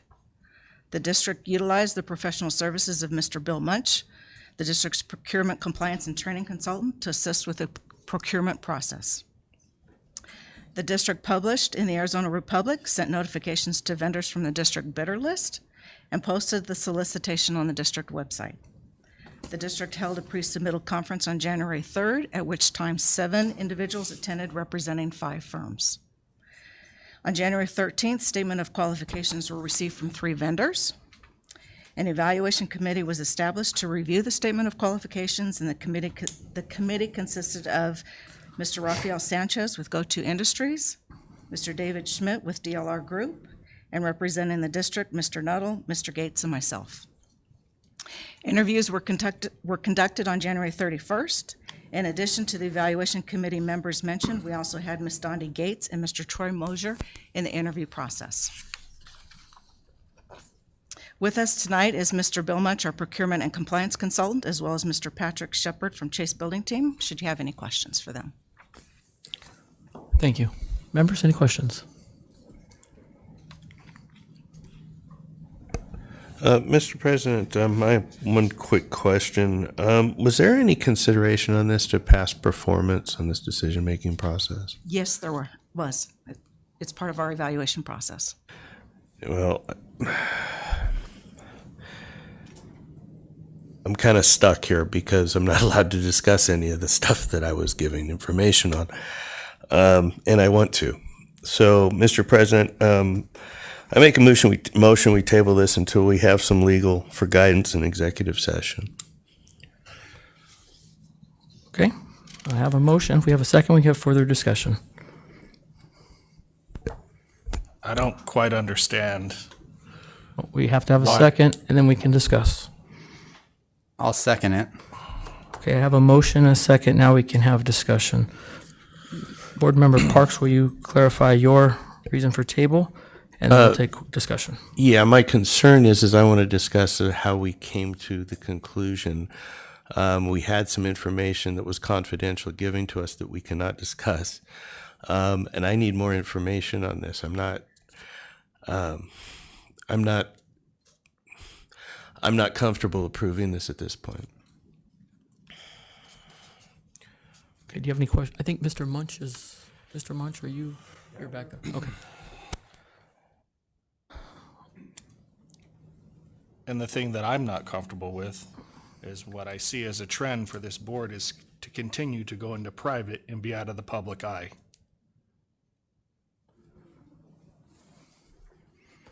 If we got something to say, we say it in public so that everybody can hear. I'm not sure that we're legally allowed to discuss this in public. Mr. Munch, are we allowed to get into detail on this, or? What we're not allowed to discuss is we're not allowed to discuss the bid itself. That's what we're not allowed to discuss. Mr. Aguirre, I ask a question of Mr. Munch. Thank you. Mr. President, members of the board, because we're still in the evaluation stage, because we haven't made any action tonight to award this contract, we're still held to some confidential information that, yeah, you are correct. Legally, we have to hold the process confidential until the time of contract award. So there may be issues that Mr. Parks is raising that are confidential, but I don't know that unless I hear them. But if I hear them, we've broken the confidentiality. So I'm supportive of the recommendation and motion to go into executive session so that we can discuss these issues. Okay, so we would need to schedule an executive session and get legal advice or have legal advice present for this? Is that your recommendation? My recommendation is at least an executive session, but you might want legal advice there just to keep everything. I'm not an attorney. I'm not giving you legal advice, right, but it might be a good idea to have an attorney. If there's questions about this award, because we all know the normal thing that happens is your administration brings you a recommendation, you approve. Anything that deters from that is going to lead into legal ramifications as we move forward. So it's not a bad idea to have an attorney involved at that point to answer your question. Okay. Members, any other discussion? Dr. Schaff, correct me if I'm wrong, but didn't this board approve the process early on? The board approved to use a construction manager at risk for the process, and then the process is actually defined by administrative code of what we are required to do for the process. So Mr. Munch is better prepared to respond than I am, but my understanding is the board can accept the committee or the selection team's process that was used and the recommendation they are bringing forward. If the board is choosing to not approve that, then there's no legal way to go to the second or third choice. Then you have to strike the entire process, circumvent that, and the governing board would have to go start to finish through the entire process themselves. Partially right. You've got a recommendation in front of you. You need to make a decision whether or not you're going to accept that recommendation. The motion does not reject or accept, so we're not at that point yet. We need to discuss what the issues are. We're in a difficult situation because we have to hold the information confidential that's been submitted. Hence, I recommend we go into executive session so we can discuss these issues. Okay. So those are the two options we have. Pretty much, or cancel, or as our superintendent has suggested, we cancel the whole process, start over. That's your other option. Okay. Which, correct me if I'm wrong, that if you don't like the pick, you're going to end up, because of the process or because of issues, you're going to end up starting over anyways, correct? I wouldn't say anyways. It's quite possible the administration will be able to justify the decisions that's been made and we can move forward. What I'm saying, go ahead. Again, if the board doesn't like the process and doesn't agree with the decision that was made, we're going to start over anyways. It's possible that will be one of the outcomes. Can you tell me, as far as if we do table this and we increase the amount of time between approval and the starting, what does that do to our finish time on the transportation facility? It's got to move it back, right? I'm going to defer to our architect on that one.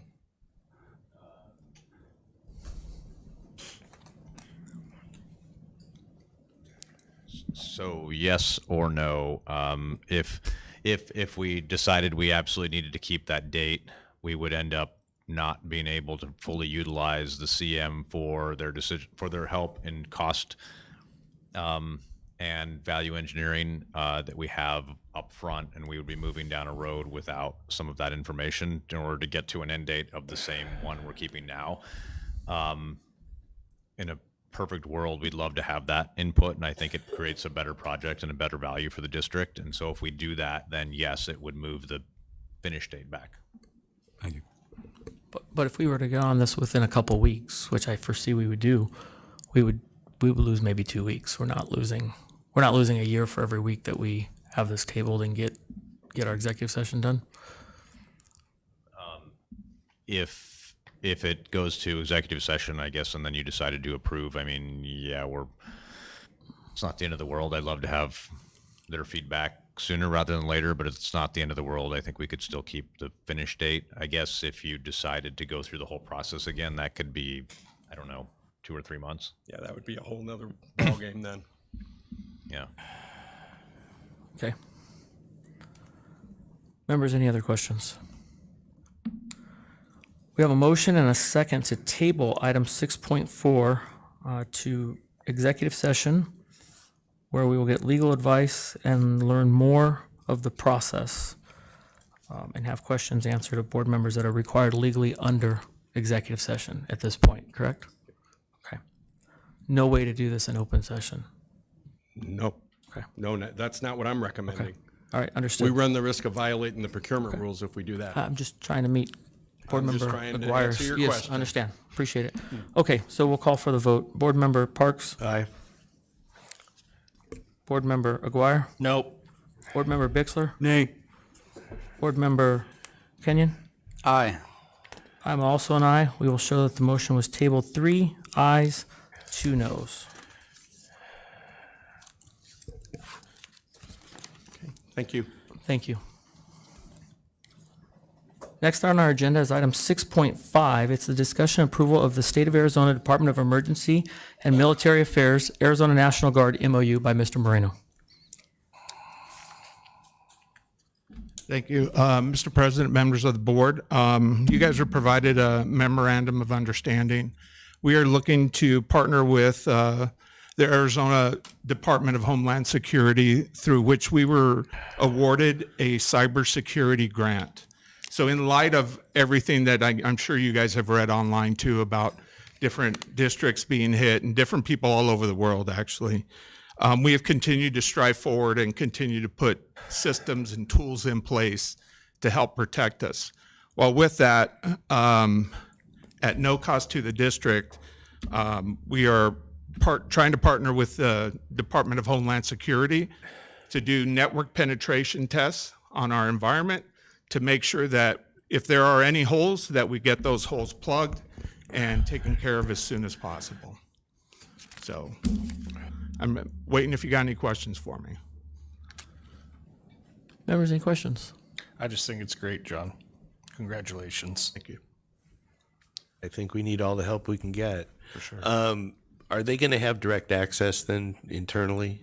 Yeah, they'll be here with us, and we'll be going through the process with them. Who continues monitoring for threats? Whose responsibility is that then? On our team? Well, I mean, if they're coming in part, I was reading the MOU. Right. So they're kind of the one taking over, from what I understand, the oversight and the control of the cybersecurity piece. Who's responsible for the monitoring of those threats? So we have some tools in place. One of them is in place currently called CrowdStrike, and that monitors those threads. And we have some overwatch done with Department of Homeland Security as well as CrowdStrike. And they monitor, and we get emails instantly if there's something going on, and they help plug the holes while we get that issue addressed. That's exactly what I was looking for. Thank you. You bet. Members, any other questions? Mr. Moreno, congratulations on this grant opportunity. I think it's great. Just, and you may not know, but it sounds like the 91st Civil Support Team is probably part of this. They are. helping out. They're Yeah. the ones doing all They're- the that- work on the penetration test. That group for us. is world renowned. Yeah. They, the city of Kingman recently had a huge cyber attack. The entire city of Kingman came down to one email address that was a Gmail account. That's what they could run their whole city on. Well, they sorted through that for months, but they did a great job and they cleaned it up. So this is a huge feather in everyone in IT's hat, and it's going to make us a much safer area for, we've got a lot of data. So For sure. members, with that, I'll take a motion in a second and we'll call for a vote. Mr. President, I'll make a motion to approve the State of Arizona Department of Emergency and Military Affairs, Arizona National Guard MOU, Memorandum of Understanding. Do I have a second? Second. I have a motion and a second to approve the State of Arizona Department of Emergency and Military Affairs, Arizona National Guard MOU. Call for your vote. Board Member Kenyon. Aye. Board Member Bixler. Aye. Board Member Aguirre. Yes. Board Member Parks. Aye. I'm also an aye. We will show that approved 5-0. Again, congratulations. Thank you.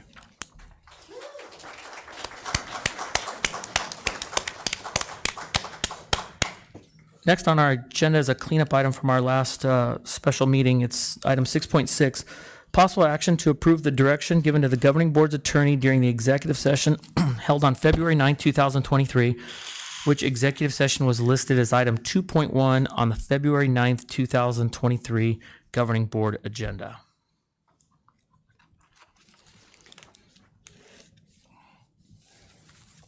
I'll take a motion. Since I went ahead and screwed this up last week, I'll try and do the motion this time. I make a motion to approve the direction given to the governing board's attorney during the executive session held on February 9th, 2023, which executive session was listed as item 2.2 on the February 9th, 2023 governing board agenda. I'll second. Have a motion and a second to approve the direction given to the governing board's attorney during the executive session held on February 9th, 2023, which executive session was listed as item 2.2 on the February 9th, 2023 governing board agenda. Call for your vote. Mr. Parks? Aye. Board Member Aguirre? No. Board Member Bixler? Aye. Board Member Kenyon? Aye. I'm also an aye. I would just like to explain my vote, mainly for the public. We had a clerical error. We added an agenda item at our special meeting we had, and we did not catch that we referenced the 2.1. When we added that new agenda item, it became 2.1, which pushed everything down to 2.2 for this session. So it was just a cleanup, but members, thank you for your vote. We'll move forward with the next item, which will be 6.8. 6.7. Discussion consideration to approve priorities for administrative and/or instructional support program budgets for school year 2024 with Dr. Schuff. President Todd, members of the board, there was discussion in prior board meetings regarding concerns about what the district's administrative costs were, certainly relative to prior years, understanding that with some of the budget priorities, there were some administrative costs added, and so understandably there was wondering, if you will, of where did this place us? Did this put us in a position of having more or less administrative costs than prior years? And then when we consider anything additional, what would that impact be? So this is really informational in that you will be able to provide some information to ask some questions.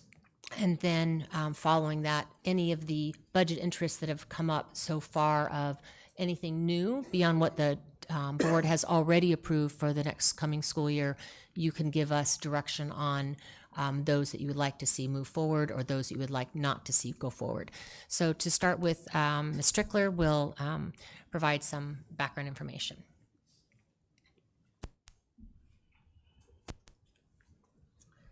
So on this, somebody was tall here. On this slide here, it's a snippet of the staffing by school information that we use to determine if the school's overstaffed or understaffed, okay? So on this one here, what we do with this is we take the per student count. So the formula to determine how we divide the funding between the schools is simple. We take the revenue we receive per pupil and multiply it by the student count. For fiscal year 23, the per pupil revenue amount is $7,200, and districts are guaranteed a yearly inflation rate increase. For fiscal year 24, we use this ongoing 2%. For Liberty, as example, you take the 303 students and multiply that by the 7,200 plus the 2% at just short of 7,345, okay? And so you receive a revenue student amount of $2.2 million. And we follow the same calculation for each school going across. The revenue available for administration and indirect costs is the difference between the revenue for students and the line for salaries and benefits. This provides us with the percent that is available to spend otherwise. For the other costs, it is an established percent multiplied by the revenue for students. For plant operations, it's 9%. Transportation is 6%. Technology, human resources, and business is 5%. We allocate 2% for non-school general administration costs and 7% for instructional support costs. So I'll bring your attention to the area that's circled. This is the difference between the revenue available for administration and the non-classroom costs. 5 of the 7 campuses have balances remaining, while the other 2 campuses are overstaffed based on their student count. So can you hang there just for a moment? Sure. So this is just one way to check. So we have staffing ratios for per students, per classroom teacher, a certain ratio to when they qualify for an assistant principal or a principal. We have an instructional coach at every campus. So we have those standards. That's one way we check. Another way we check, which she'll talk about a little bit, is by program area within the budget. And it isn't, when we have smaller schools, we know that those schools operate less efficiently. So we all went in recognizing that Liberty Elementary School was going to cost more to operate in a smaller school. And it is typical for a larger school to really to be operating more efficiently. And when you put them together, you balance out.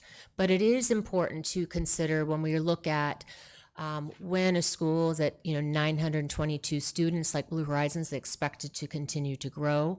Then when some additional needs come up, does the school need something else to support it? Because it's getting larger, something beyond, say, what Las Brisas or Westar has. Do we need to up that staffing model? So, for example, Westar and Blue Horizons have additional support, a half-time additional support with a school secretary. They also have some additional support. Blue Horizons has some additional support with custodial of 1.5. Perhaps they really need 2.0 for the size of the school and the number of children. So we just consider those things.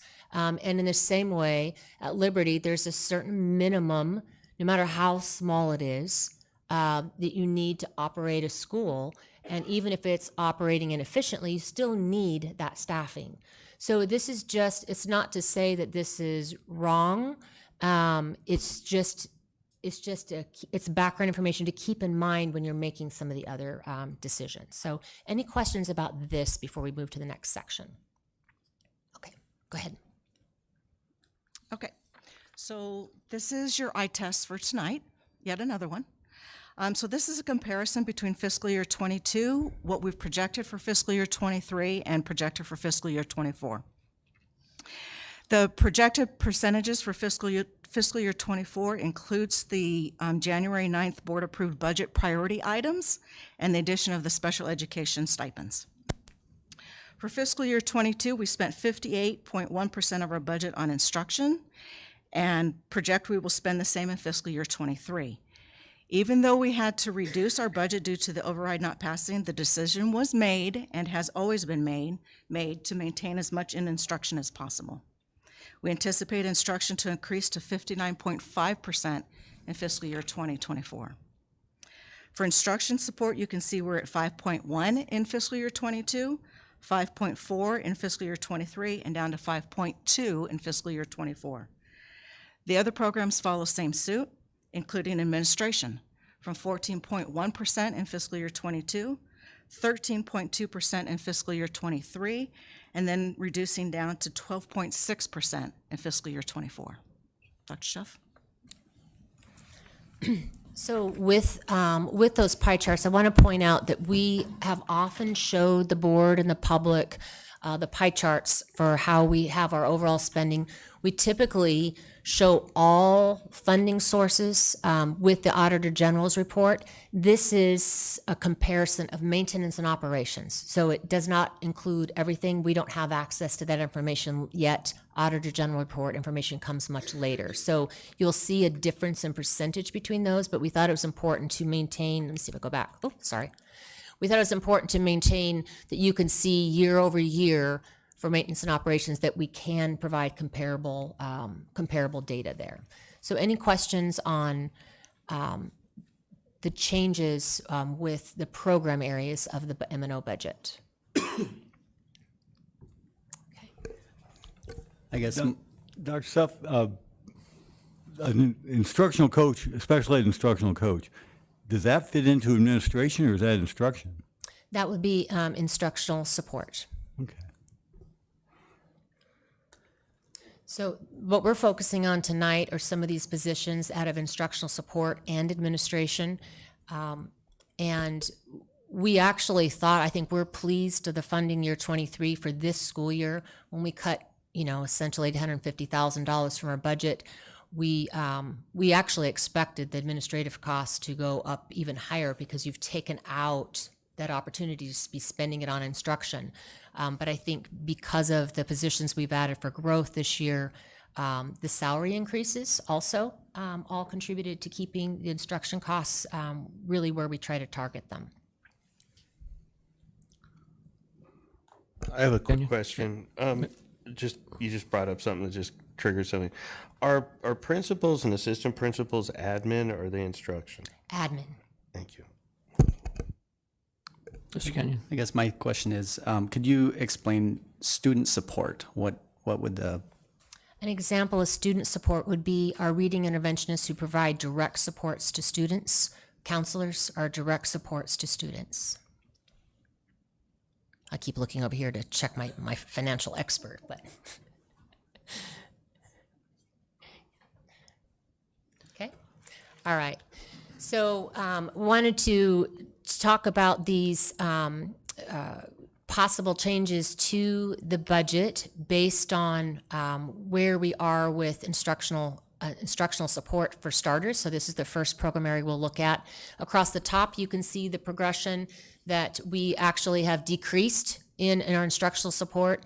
And it's kind of hard to track it because even when we're adding positions, when you look at the overall growth in our students, if we're trying to maintain, a certain part of the budget going to these program areas, all the while keeping that priority to instruction as we have, the district has really done a very good job. And the committee, I just wanted to commend the budget committee because they were looking at these program area budgets and checking to make sure they weren't over requesting positions or things that would take us over those program area budgets also, and trying to keep it within the overall budget for a bottom line. So they looked at it both ways. So the first two you see in gray, those are two that the board already approved in their prioritization of the budget, and just wanted to demonstrate that those new positions are included in that 5.2% projected for funding year 24.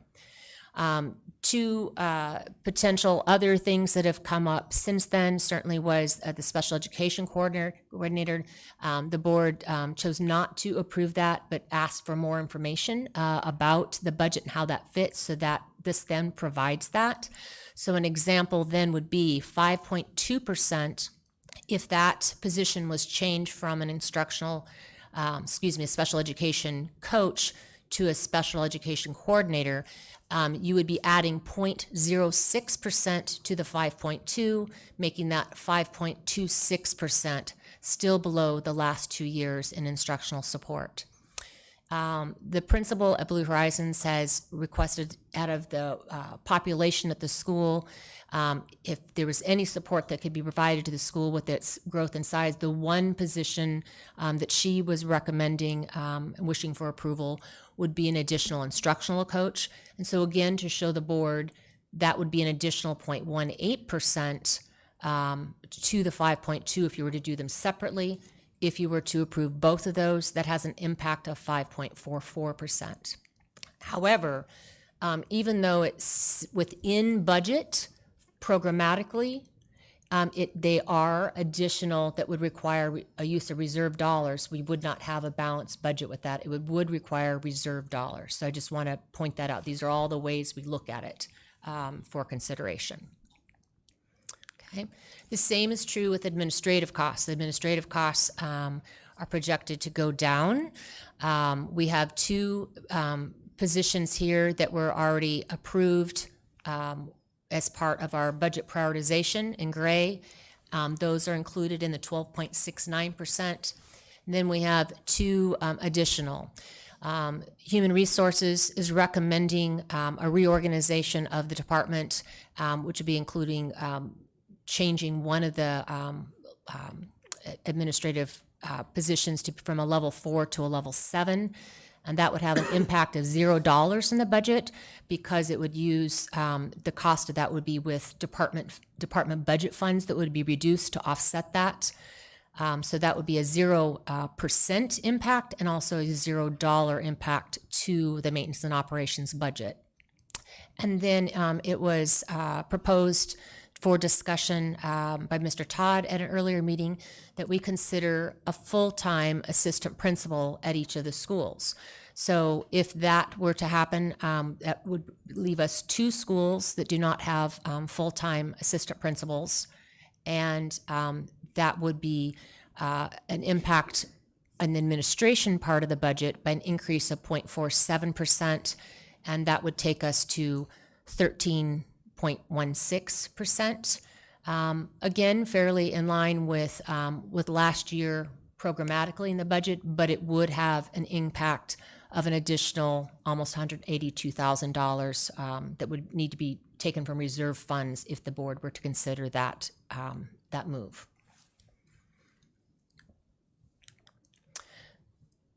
So overall, the governing board approved $150,000 reserve funds for use for this next school year. $96,000 was already approved for the stipends for special education teachers. That essentially leaves in that authorization $54,000 remaining unless the board was to give additional approval.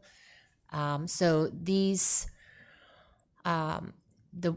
the positions that would have an additional cost here are included are the instructional coach. For that position, it's possible that there will be some additional Title I funds that could offset some of that if it was to go to M&O, if it was to be approved. And the special education coordinator, that's an increase of $24,800 out of instructional support and then administration. So you can see here those 3 considerations all exceed the $54,000. So just leaving to the board's consideration for those. And overall, all of the other one that doesn't show up there, those 2 are included, but the HR specialist at 0 cost doesn't show up there. But if the board is supportive of that, that would be brought back in a future board meeting as well with no cost to the budget or percentage to the program area. So really just, this is, trying to put it all in one page in one place for you about how does it impact the program budgets, how does it impact the bottom line, and let you provide direction to the district of which things you'd like to see move forward or not move forward. I have a question, Dr. Seth. The information we're seeing, the special ed instructional coach, that position goes away altogether, is that correct? If the district moved it to shift, would be eliminating the special education instructional coach position and replacing it with a special education coordinator position, and that increase in cost is $24,800, and that would be an additional cost to the using reserve funds for that if the district was to do that. Right, my concern kind of works, at least in my mind, percentage-wise, if we remove a instructional position and add administrative, percentage-wise, we're increasing the administration budget percentage, but lowering the instructional. I'm also both, even though it's a coordinator position, it's still an instructional support area. Coordinator is So it's not an administrative cost, it's instructional support cost. Okay, that's a little bit different. Then my second They're question both is, instructional support costs.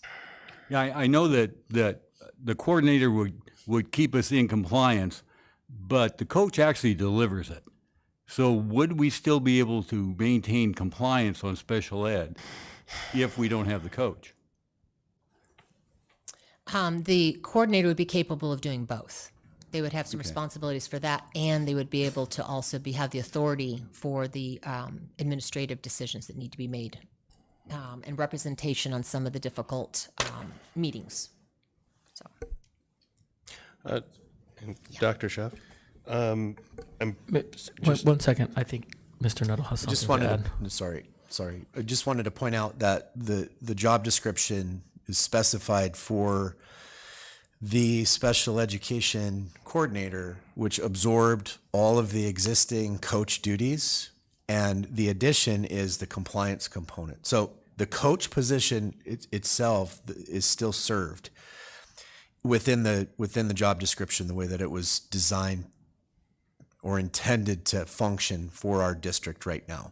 It just absorbed many of the compliance components as well. So it's not as if you're going to lose a special education instructional coach altogether and just have a compliance person. It was merging two jobs together, essentially. Just for clarity, I heard it was a little confused. I was under the assumption that adding 2 assistant principals was full coverage with all the campuses. Are we still short? So we have full-time at the other campuses already. So to the 2 campuses that do not have assistant principals right now are Estrella Mountain and Liberty Elementary School. So this would fill those positions? This would fill those. Okay, and I'm a little confused because on the special education coordinator, wasn't that the board? I thought we killed that and the job description. We did, and what Mr. Kenyon asked for was additional information about the administrative costs surrounding that. So this provides context for that. Okay, because I'll tell you from my position, I would love to just see a couple more special ed teachers in the classroom. That's where my focus is. Thank you. Board Member Kenyon, go ahead. My concern with changing this, eliminating the special education instructional coach with the new job duties, well, the same job duties, right, with under the new position, plus is this person able to fulfill those duties? I mean, instructional coach has a lot on their plate, and then you're adding on to those duties. Is that fair? Would you say? I mean, I know that the compensation will go up, but I just don't want to work somebody to death.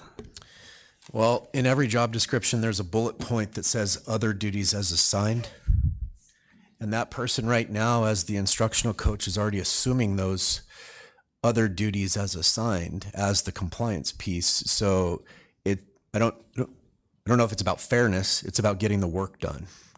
And it's also about trying to honor the people who are doing those other duties as assigned in a fair market value.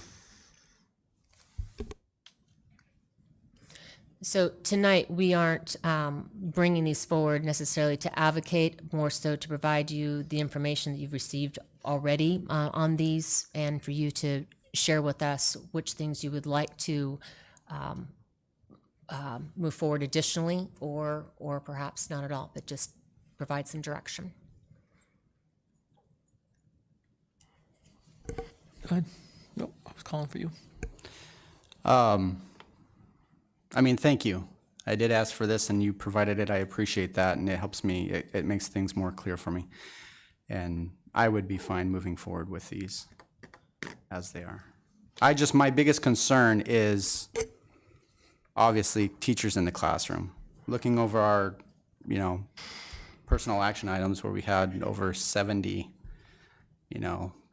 classroom subs or teachers doing the classroom coverage because there wasn't enough teachers the last couple of weeks just is concerning.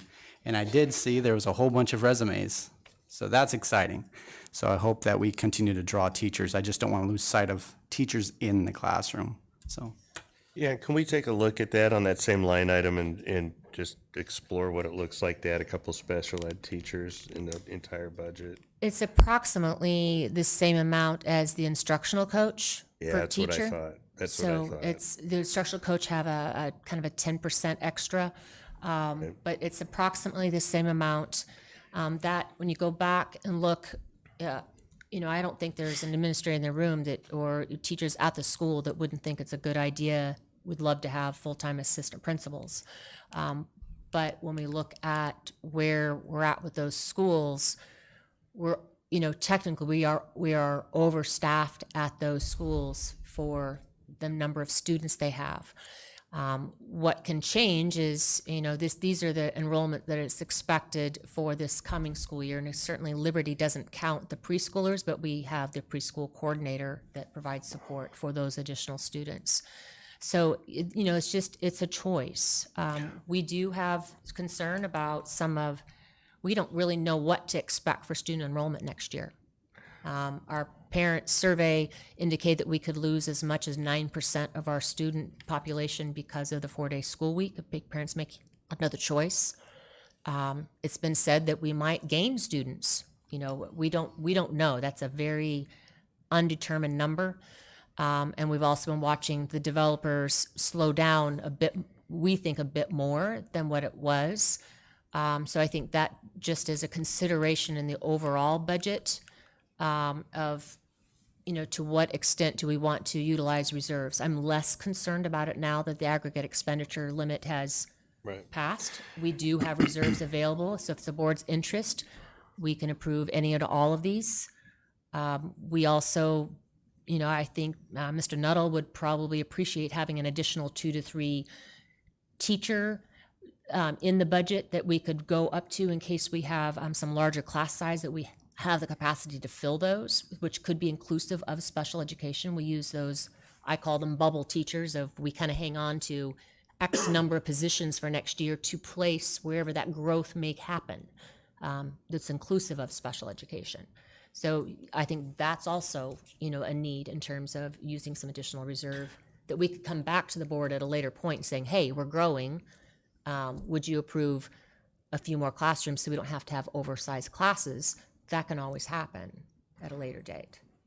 Right. One of the things we're looking at here is, when I look at the special ed instruction, especially the needs in the classroom, I think that's a critical importance. I think you have to be ahead of the curve. I think, unfortunately, I think this trend is growing. It's not getting smaller, and I just want to be prepared for the next couple of years. I also think the extra teacher support could offset some of the administrative issues that are happening. And in that case, I'd just like to see what it looks like to have a couple full-time special ed teachers added. So the budget does include, I think, a total of 4 additional special education teachers new for next year. Okay. It already does include that. Okay. I have one question, and I don't know if John's still here. I think he probably left. We didn't include a budget, and it's a concern of mine for a webmaster. We don't have anybody to handle. There's a lot of stuff ahead of us over the next couple of years that I think is better handled in-house, and I don't think we have anybody on staff that can do that. Our director of communications handles our web. Yeah, no, I'm talking about Python web development. So I'm talking about building our own websites, intranets, and et cetera. We don't have any. No, we use a firm that is pre-built with, and then we do modifications to that. Yeah, I know, but we can do better. And I think if we had it in-house, it'd be a lot better. We're getting to the point now in size that we could use that full-time. Just something to consider. Okay. Members, any other questions or comments? I just have a few. This is always so hard when it comes back. I feel like this is kind of fragmented. I would really like to see the whole budget back up and look at how numbers play into this. Personally, I feel it's very important. I've been a pretty big voice, I think, for assistant principals in the schools, and I typically, every time I say that, I see every teacher's head in the room start nodding. Yes, not no. I also think we have to make sure that our classrooms are full of certified teachers before we have any of the luxury items of coaches, anything of that nature. We've got to fill our classrooms with teachers first. And that's just the core value. We're an education facility, and we have people who are running around this district who are highly certified, and then we have an emergency substitute in a classroom. And that baffles me. That struggles. That's a struggle, that we've got somebody running around, but then we have this temporary person. So I can certainly see the assistant principals being a huge resource to the campuses. There's teachers out here, if I'm speaking wrong, shake your heads. But aside from that right now, I think I agree with Board Member Parks, that we need our people in the classrooms. And I don't see right now that the special education coordinator is going to be able to touch as many students in that role, splitting the role.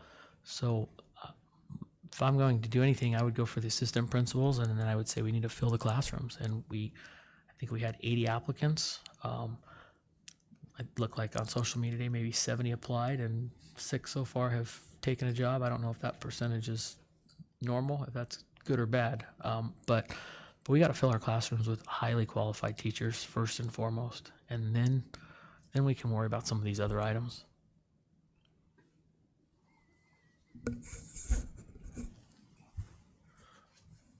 Administration, what do you recommend? Obviously, we saw it before, right? So as much as I appreciate hearing that we had 6 or that are coming on new, I thought I counted 6 or 7 that left. It's a push. So we're not advancing. I stand behind administration's recommendation. I would agree. I think not having a coordinator at the special ed position is going to put us at risk. I also agree that assistant principals in all the buildings would be a great idea. I think that's where we need to go eventually. I'm just real worried about not having somebody watching over our compliance. I think we're going to find ourselves in a problem. Can assistant principals assist with that? They don't have time. Principals and assistant principals participate on some, but not all of the IEPs, right? And they provide some support and not as much with the special education teachers. And frankly, they know a lot, but they don't know as much as the trained special education staff to support the teachers with that. But the compliance part they could handle. No, because some of the compliance requires just really understanding what is the present level conditions, what are the goals set at such a way that they are the appropriate amount of progress, have they met all the letters of the law? So I would say no, actually. Okay, Just thank you. even my own experience as being an assistant principal, I don't think I would be able to do that in the same way that somebody who's trained in compliance would be. So what we need here is, it can be no recommendation. It can just, you would need to name the positions that you would like to see move forward. And just as long as you have an understanding that the ones that are on this page, the other ones that were already approved, those are already in the budget, we're good on that. These are the ones that have an additional cost. They would have a result of a higher percentage of costs of the district for instructional support and a higher percentage of the budget for administration. And all of these have an impact on the reserve dollars. So as long as you are comfortable with that for any or one or all of those, we just need a recommendation. So I have one more question. We're still relying pretty heavily on ESSER funds, but those are going to wind down like all special programs. Typically, there's something else that comes about, but where are we at? I become leery of getting into reserve funds too much right now. I think we have some, we can do it, but we also have a construction site over here that does have some concerns potentially with ground cleanup and so forth. So this is a 3-year commitment, I believe, we think, right? Once we get into reserve funds, is that typically? I would say consider it if you want to have it. I would consider it a 3-year commitment. When we looked at school year, if a new school, miracle of miracles, could actually be built and ready to go for 24-25, I just don't see that happening. If that did, that causes a deficit in that year. So in terms of the maintenance and operations budget, it's really better for the school to open 25, 26. And then you aren't going to be dipping into those reserves. And yes, if we weren't dipping into reserves, then I would really say this might really only be a 1-year impact, and then the next years probably would even themselves out. It's all depending when the new school opens. Excuse me, Mr. President? Yes. I need 5 minutes. I'm so thankful for you for that because I was getting ready to do the same, so we'll blame it on you. Fair enough. Can we have a motion to reserve, to excuse ourselves for 5 minutes? I vote for it. Make the motion? Second. No, you've got a motion? You got to make a motion? Move that we, table 5-minute meeting for recess. 5 minutes. I'll second. Call for the vote, Mr. Board Member Parks? Aye. Board Member Aguirre? Yes. Board Member Bixler? Aye. Board Member Kenyon? Aye. I'm also an aye. Show that approved 5-0. We'll be back in 5 minutes.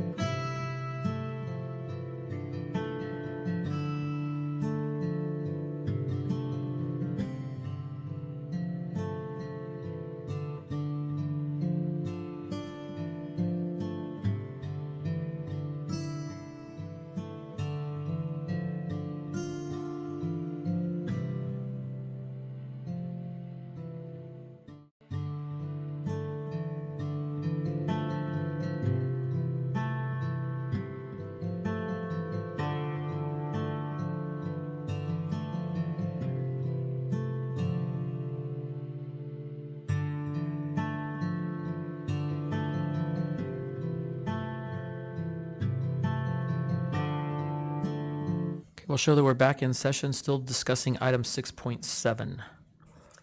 Mr. Todd, I have a suggestion. You asked for, Mr. Guire asked for a recommendation. As we have continued to study how the impact of new school and population, and then kind of the timing of that, it does with the if it has a delayed impact of a school being built, then that creates a secondary impact. We're going to talk about at the upcoming board meeting, a secondary impact of then what do you do with the students that are here right now? So that could potentially, there could be a solution that might have an end result of increasing population at Liberty and decreasing Blue Horizons for a very short period of time for any new kids coming in, perhaps. With that, that would change the overall enrollment and perhaps need for additional administrative staff at Liberty, and perhaps a lessened need for an additional instructional coach at Blue Horizons. So I would actually say to hold off until we have more information and a decision of where we're going with those things.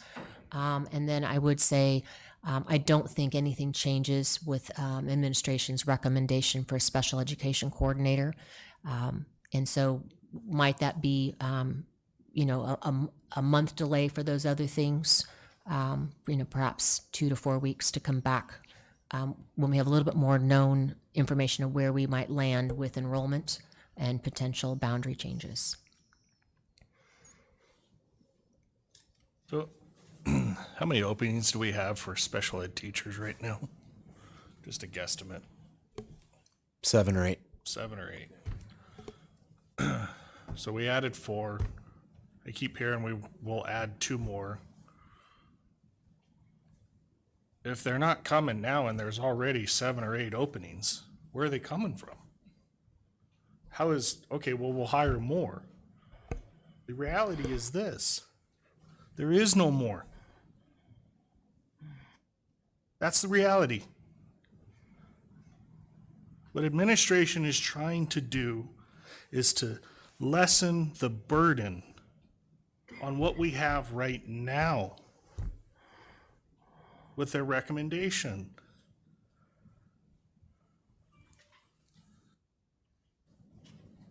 Nobody wants to add administration. But there comes a point where you don't have a choice. Otherwise, you're going to start losing what you got. We can't just keep saying, let's add more teachers, or they're not there.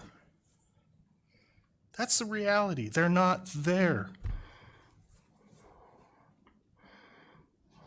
We must come to terms with that. That's nobody's fault up here, out in this crowd listening. That's no one person's fault. It's everybody's fault. But that's our reality, and that's what we live in. And we'll just, either we do something to try and mend it, or it's just going to get worse. Well, I actually don't think that's the reality, because we just increased pay significantly. We've got, 80 or plus applications we haven't even looked at. There's a lot of stuff here moving forward. So I suggest we really don't know what it looks like. I think we need to give it a few weeks. I really believe that the number one need right now is teachers in the classroom. And I think we need to take a look at, we made some significant changes, and I think we're going to attract not only good qualified teachers, but good special ed teachers.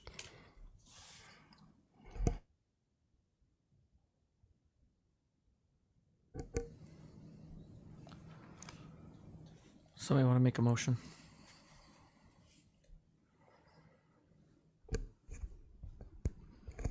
I'll make a motion. I'll make a motion to approve the 4 positions: instructional coach at Blue Horizons, special ed coordinator, the HR specialist moving from level 4 to level 7, and the 2 assistant principals. Second.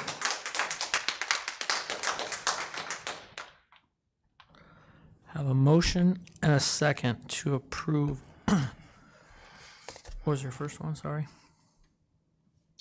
Instructional coach, special ed director, coordinator, sorry. Raise 1 HR person from level 4 to level 7. Yep. And then hire 2 assistant principals. Yep. Okay. Call for your, now we'll need a second. I have a second. Board Member Aguirre, second. Okay. Call for the vote. Mr. Parks. Aye. Board Member Aguirre. Yes. Board Member Bixler. Before I vote, I would like to explain that I do not agree that we don't need a coach, a special ed coach. I think that position is needed as the coordinator, but I am voting aye. Board Member Kenyon. Aye. I'll explain my vote as well. I certainly agree with Board Member Bixler. We still need the other positions, but I do support this and I will vote aye. We'll show that it passed 5-0.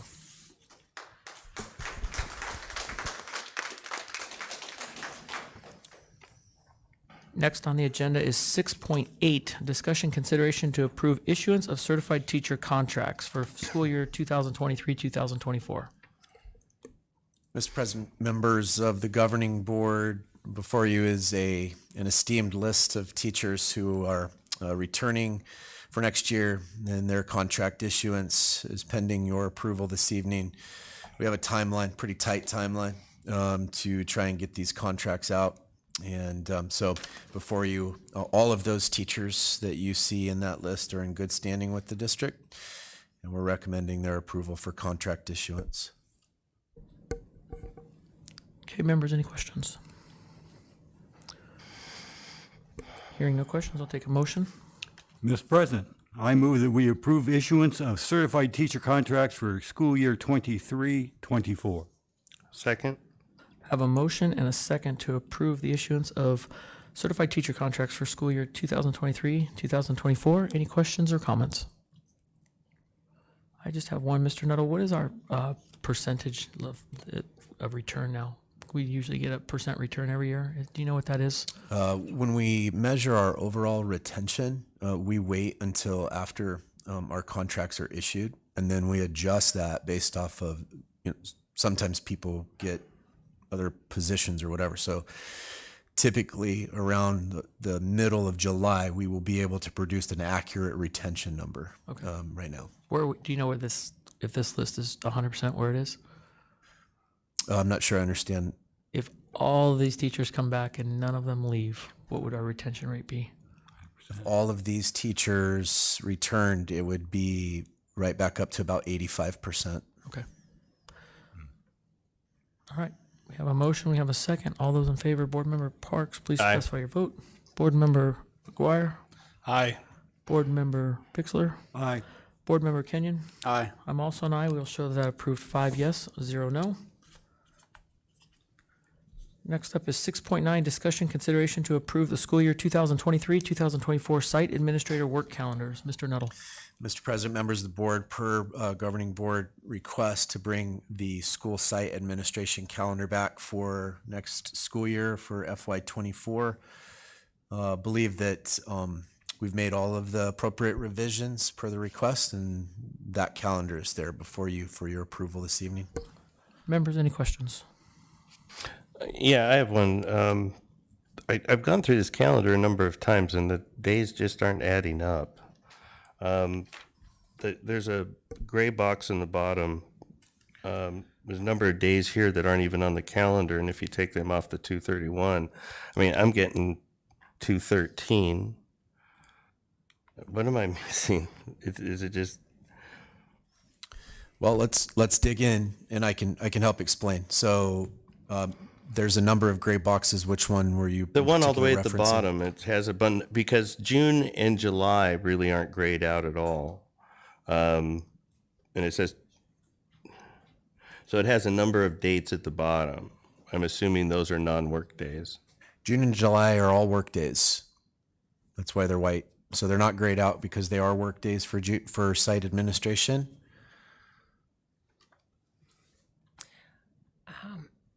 Perhaps because this is showing the non-work days in June and July, this doesn't show that it's a non-work day on the Fridays in June and Right. July. Is that causing Yeah. a question? Yeah, Okay. that's exactly So it. they're 10-hour days, so I believe you just didn't mark them out. We don't mark them out. And the reason is because it's still it's a 40-hour work week in the summer. We don't black out the Fridays because it's still 40 hours. So if you go 8 times 5 or 4 times 10, it's still the same amount. You have to count 5 work days in 40 hours. That's why the days are there. You can't take off a day and then count it as a 410. You have to count the 5 8s. We just schedule them as 410s.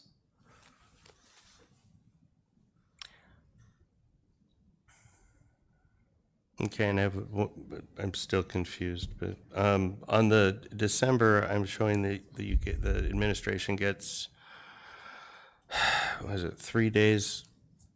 Well, it's a total of 5, but you expect to get a couple of those days off. Is that because administration has anywhere from 20 to 25 PTO days anyway? Are you talking about the gray or the black? The gray. I mean, Okay. we're talking about paid holidays. I mean, that's kicked the administration paid holidays up an extra week. That's correct. They're 12-month employees, so they are included in that. Teachers are not because they're 10-month.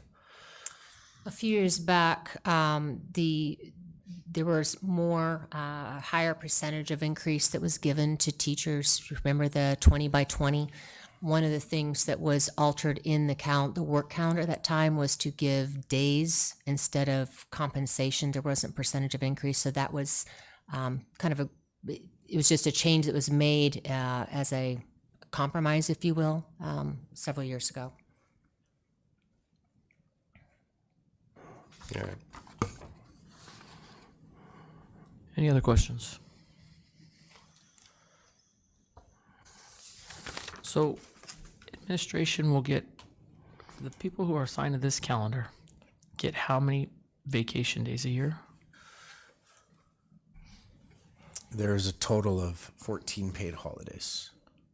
So But then we have, so I'm still trying to wrap my head around this too, this 25th to 29th in December. So so you get how many vacation days, not holidays, how many vacation days do you get? 20 vacation days. 20 vacation days. So that's 4 weeks of vacation time. Then you get another week here in this December 25th through 29th. That's correct. So I'm still not understanding why administration gets an extra 5 days of time off. Something's not clicking there for me either. Your contract is for 20 days, but then you get extra here on top of the 14 holidays. That kind of makes it 19 holidays. I would say overall, you are looking at the total number of days worked for the contract. And just like teachers have what used to be 180 days, now have a lesser number of days. You just have a lesser number of days. So it's, it's like I said before, the number of vacation days and the number of paid holidays were part of kind of the negotiation, if you will, with principals as an interest group when salary increases weren't able to be given in the same way that they were to teachers, when the daily rate of pay overall, now I don't know what that is today, but the daily rate of pay for a significant number of teachers is higher than the daily rate of pay for administrators. So by bringing down the number of days they work overall, it contributes to having the daily rate of pay for the increase of responsibility be more appropriate.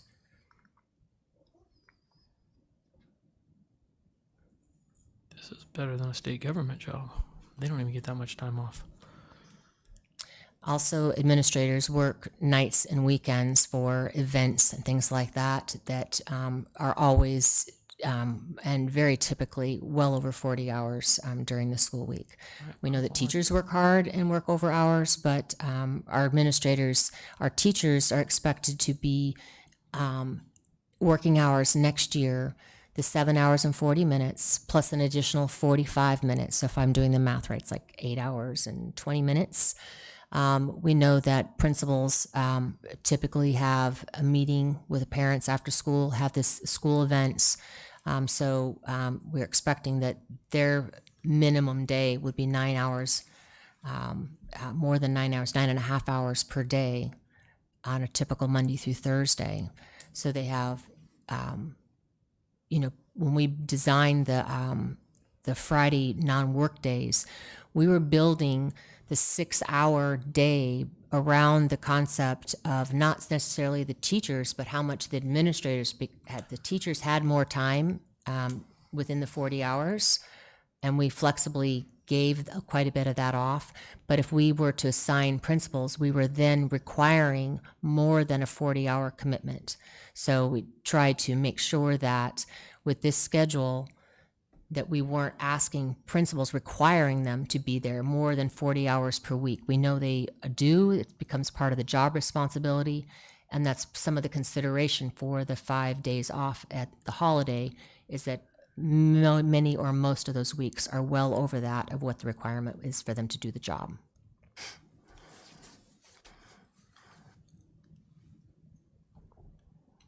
Our district administrators are not on this same calendar. This, yes. Okay.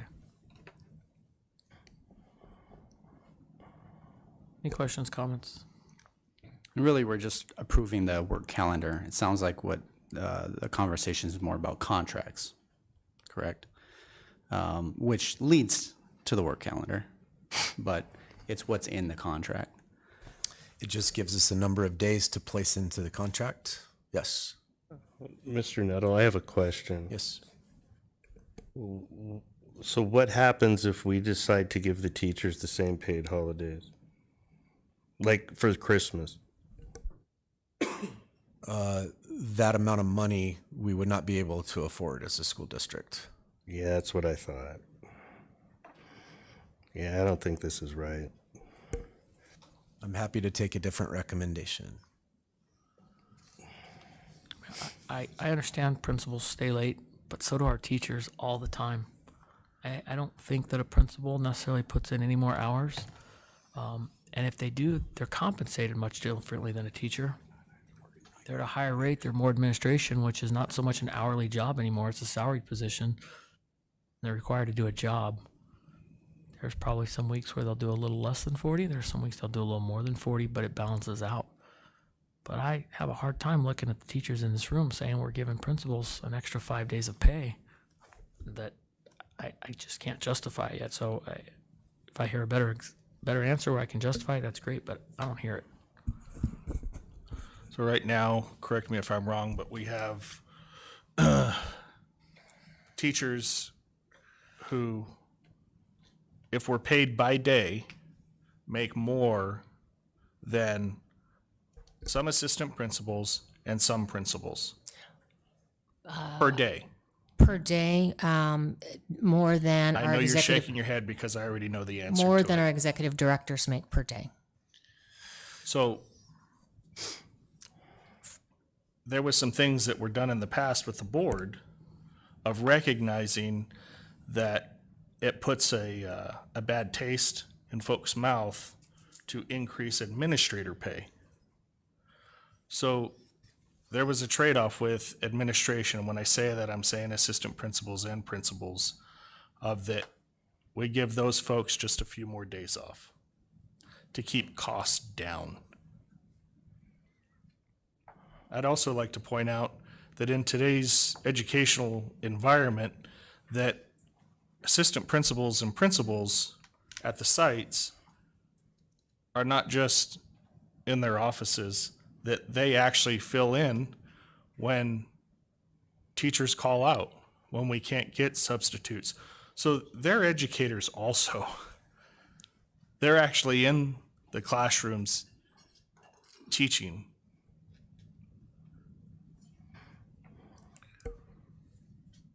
I think that needs to be recognized because I think sometimes that part of it, we don't see the full picture when it comes to that.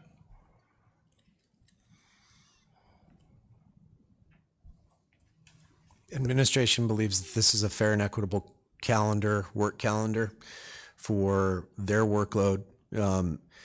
They will more than likely work 10 to 11 hours per day, Monday through Thursday, and those white Fridays, which are matching up with the teachers, for additional 8. So we're trying to create an equitable situation for our administrators, just like we did, to maintain somewhat of an equitable distribution of daily rate.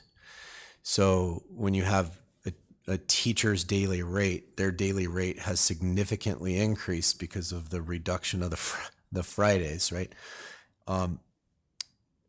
There is an increase in daily rate to some degree for the site level administration, but they're also scheduled to work an additional 40 days on top of the teachers because they are working during the summer months.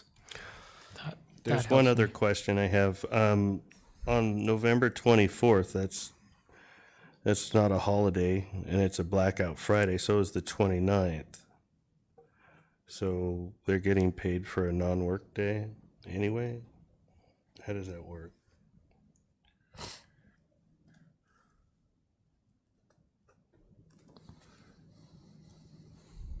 That's a paid holiday on this calendar.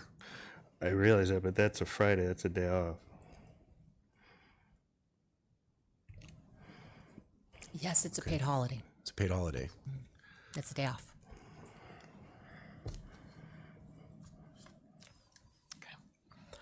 Members, I'll take a motion in a second.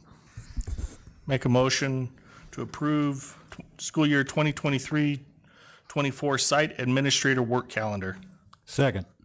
I have a motion and a second to approve the 2023-24 administrator site calendar.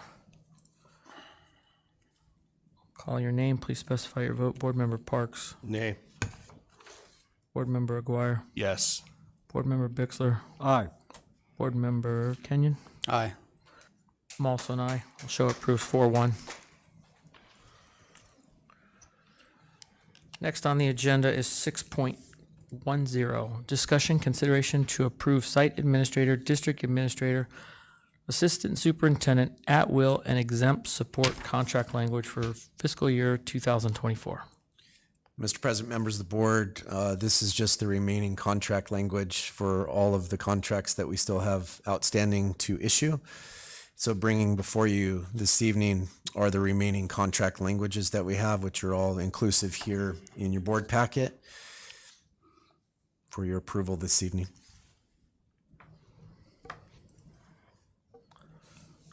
Members, any questions or discussion?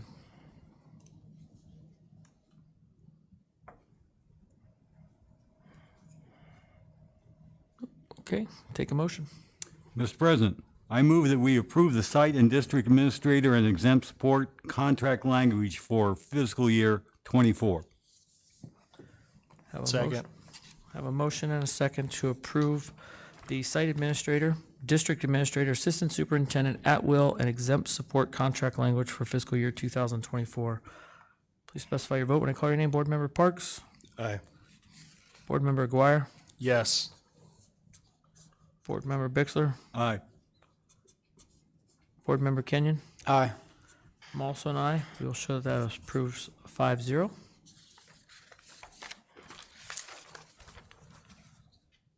Next up will be item 6.11, discussion consideration to approve revision to Project Momentum Grant off-duty contract hours, hourly rates of compensation. Ms. Camp. Mr. Board President, members of the governing board, the district continues to partner and participate in the Project Momentum Grant with key actions that improve the following gears in the system of our district improvement. Gear 1, what is it that we want our students to know and be able to do? That's unwrapping standards, curriculum development, curriculum refinement, and pacing. Gear 2, what evidence will we accept that students have learned and learned the required content? That is creation and analysis of common formative assessments, planning for end of lesson assessments, planning for real-time assessments within the lesson, and benchmark assessment revisions. Gear 3, what instructional practices will produce our best results? That's professional training specific to math and ELA, pedagogy, and content. Gear 4, what will we do if our students have not learned it? Intervention planning, strategic grouping of students based on mastery of ELA and math skills. And what will we do to differentiate instruction of students already knowing it? Planning for extension of learning, enrichment, and acceleration specific to ELA and math. The grant is intended to provide the district with resources to give momentum to the work already planned and underway within the gears by incentivizing staff to participate in off-contract work. Previously, the board approved Project Momentum teacher stipends at $30 an hour and instructional coach stipends at $35 an hour. An allowable expense for Project Momentum grant is administrator stipends. District administration is requesting the approval of administrator stipends at $45 an hour for coordinators, assistant principals, and principals for off-contract work directly aligned to the Project Momentum gears. The administrator stipends will be funded by the Project Momentum grant. Members, any questions? This grant, this is the one coming straight from the state, correct? Straight from the governor's office, sir. Governor's office, right? Because there's a few other districts that were selected to be a part of this. Yes, sir. Okay. And how long this lasts? Was it 3 years? It should be coming to conclusion through next year. Yeah, so it was a total of 3. Last year was the first year. Yep. Yes, this is our second year. Year 2. Okay. Yes. Yep. Thank you. No other questions. Any additional questions from the members? Just to verify, this is at no cost to the district. It's all from the grant. Correct.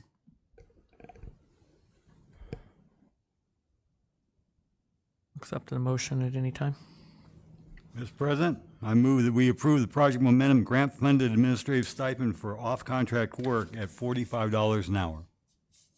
Have a motion to approve $45 an hour for the off-contract work. Have a second. I'll second.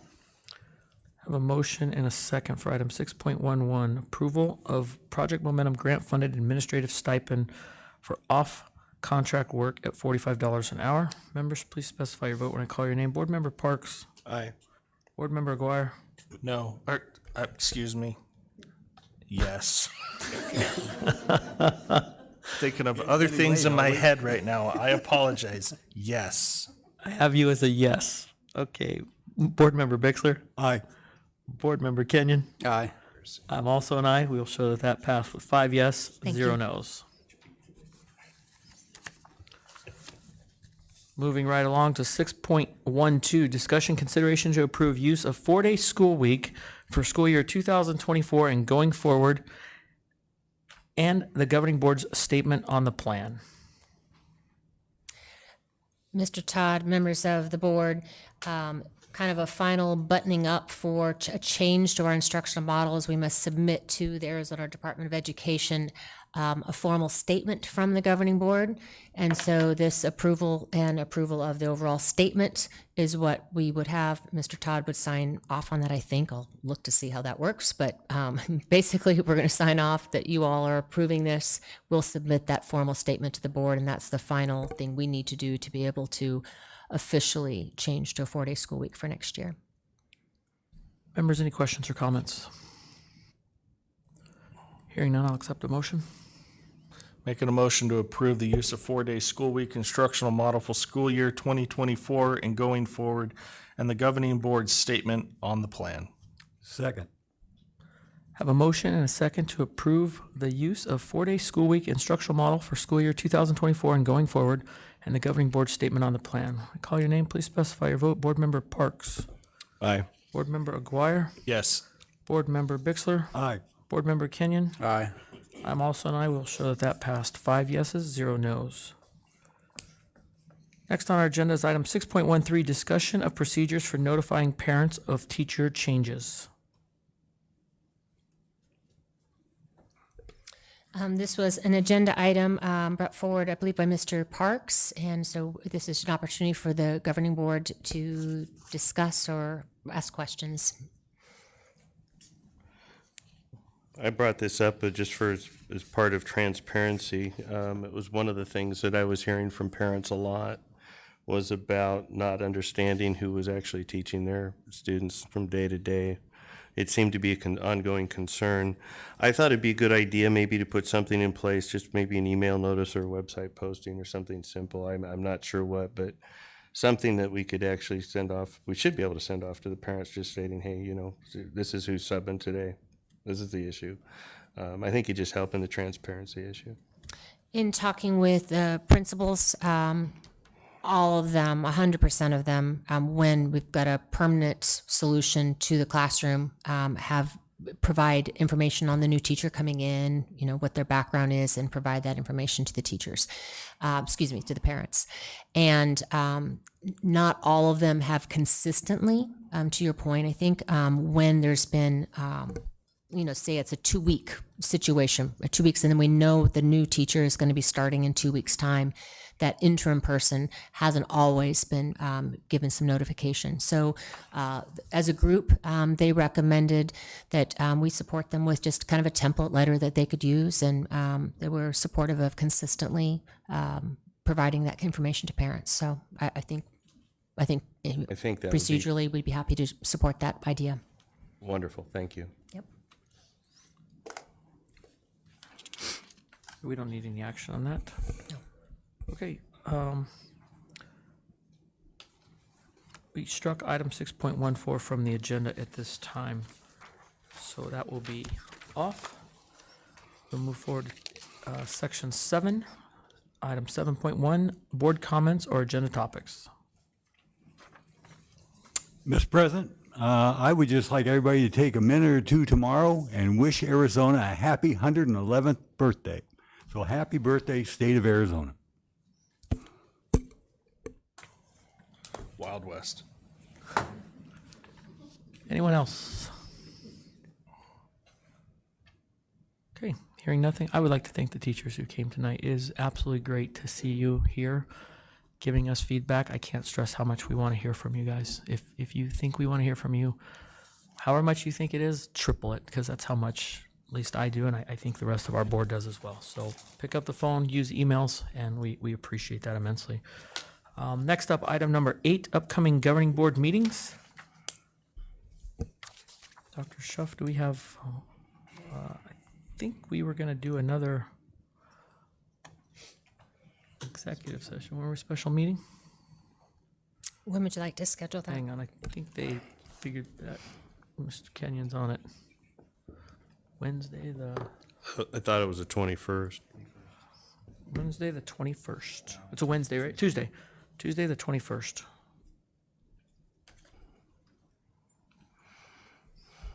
At what time? Hopefully this room's available at 5:30, I think. Does that still work for all the members, 5:30? That would be good to check on the room before we schedule. Otherwise, we'll go right after that.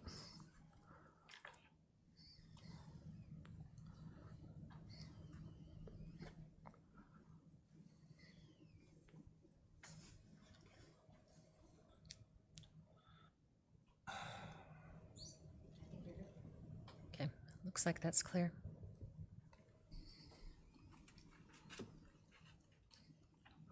At 5:30? 5:30, does that work for everybody still? Yeah.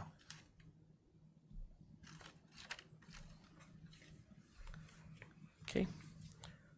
And we can possibly work on the item that was tabled during that meeting as well. So we can, does anybody have a problem with that? That's what we're having on the 21st, so we can do that. We'll have her here. Okay. All right, so the 21st will be another meeting. Everybody else is good for February 27th, March 13th, and March 27th?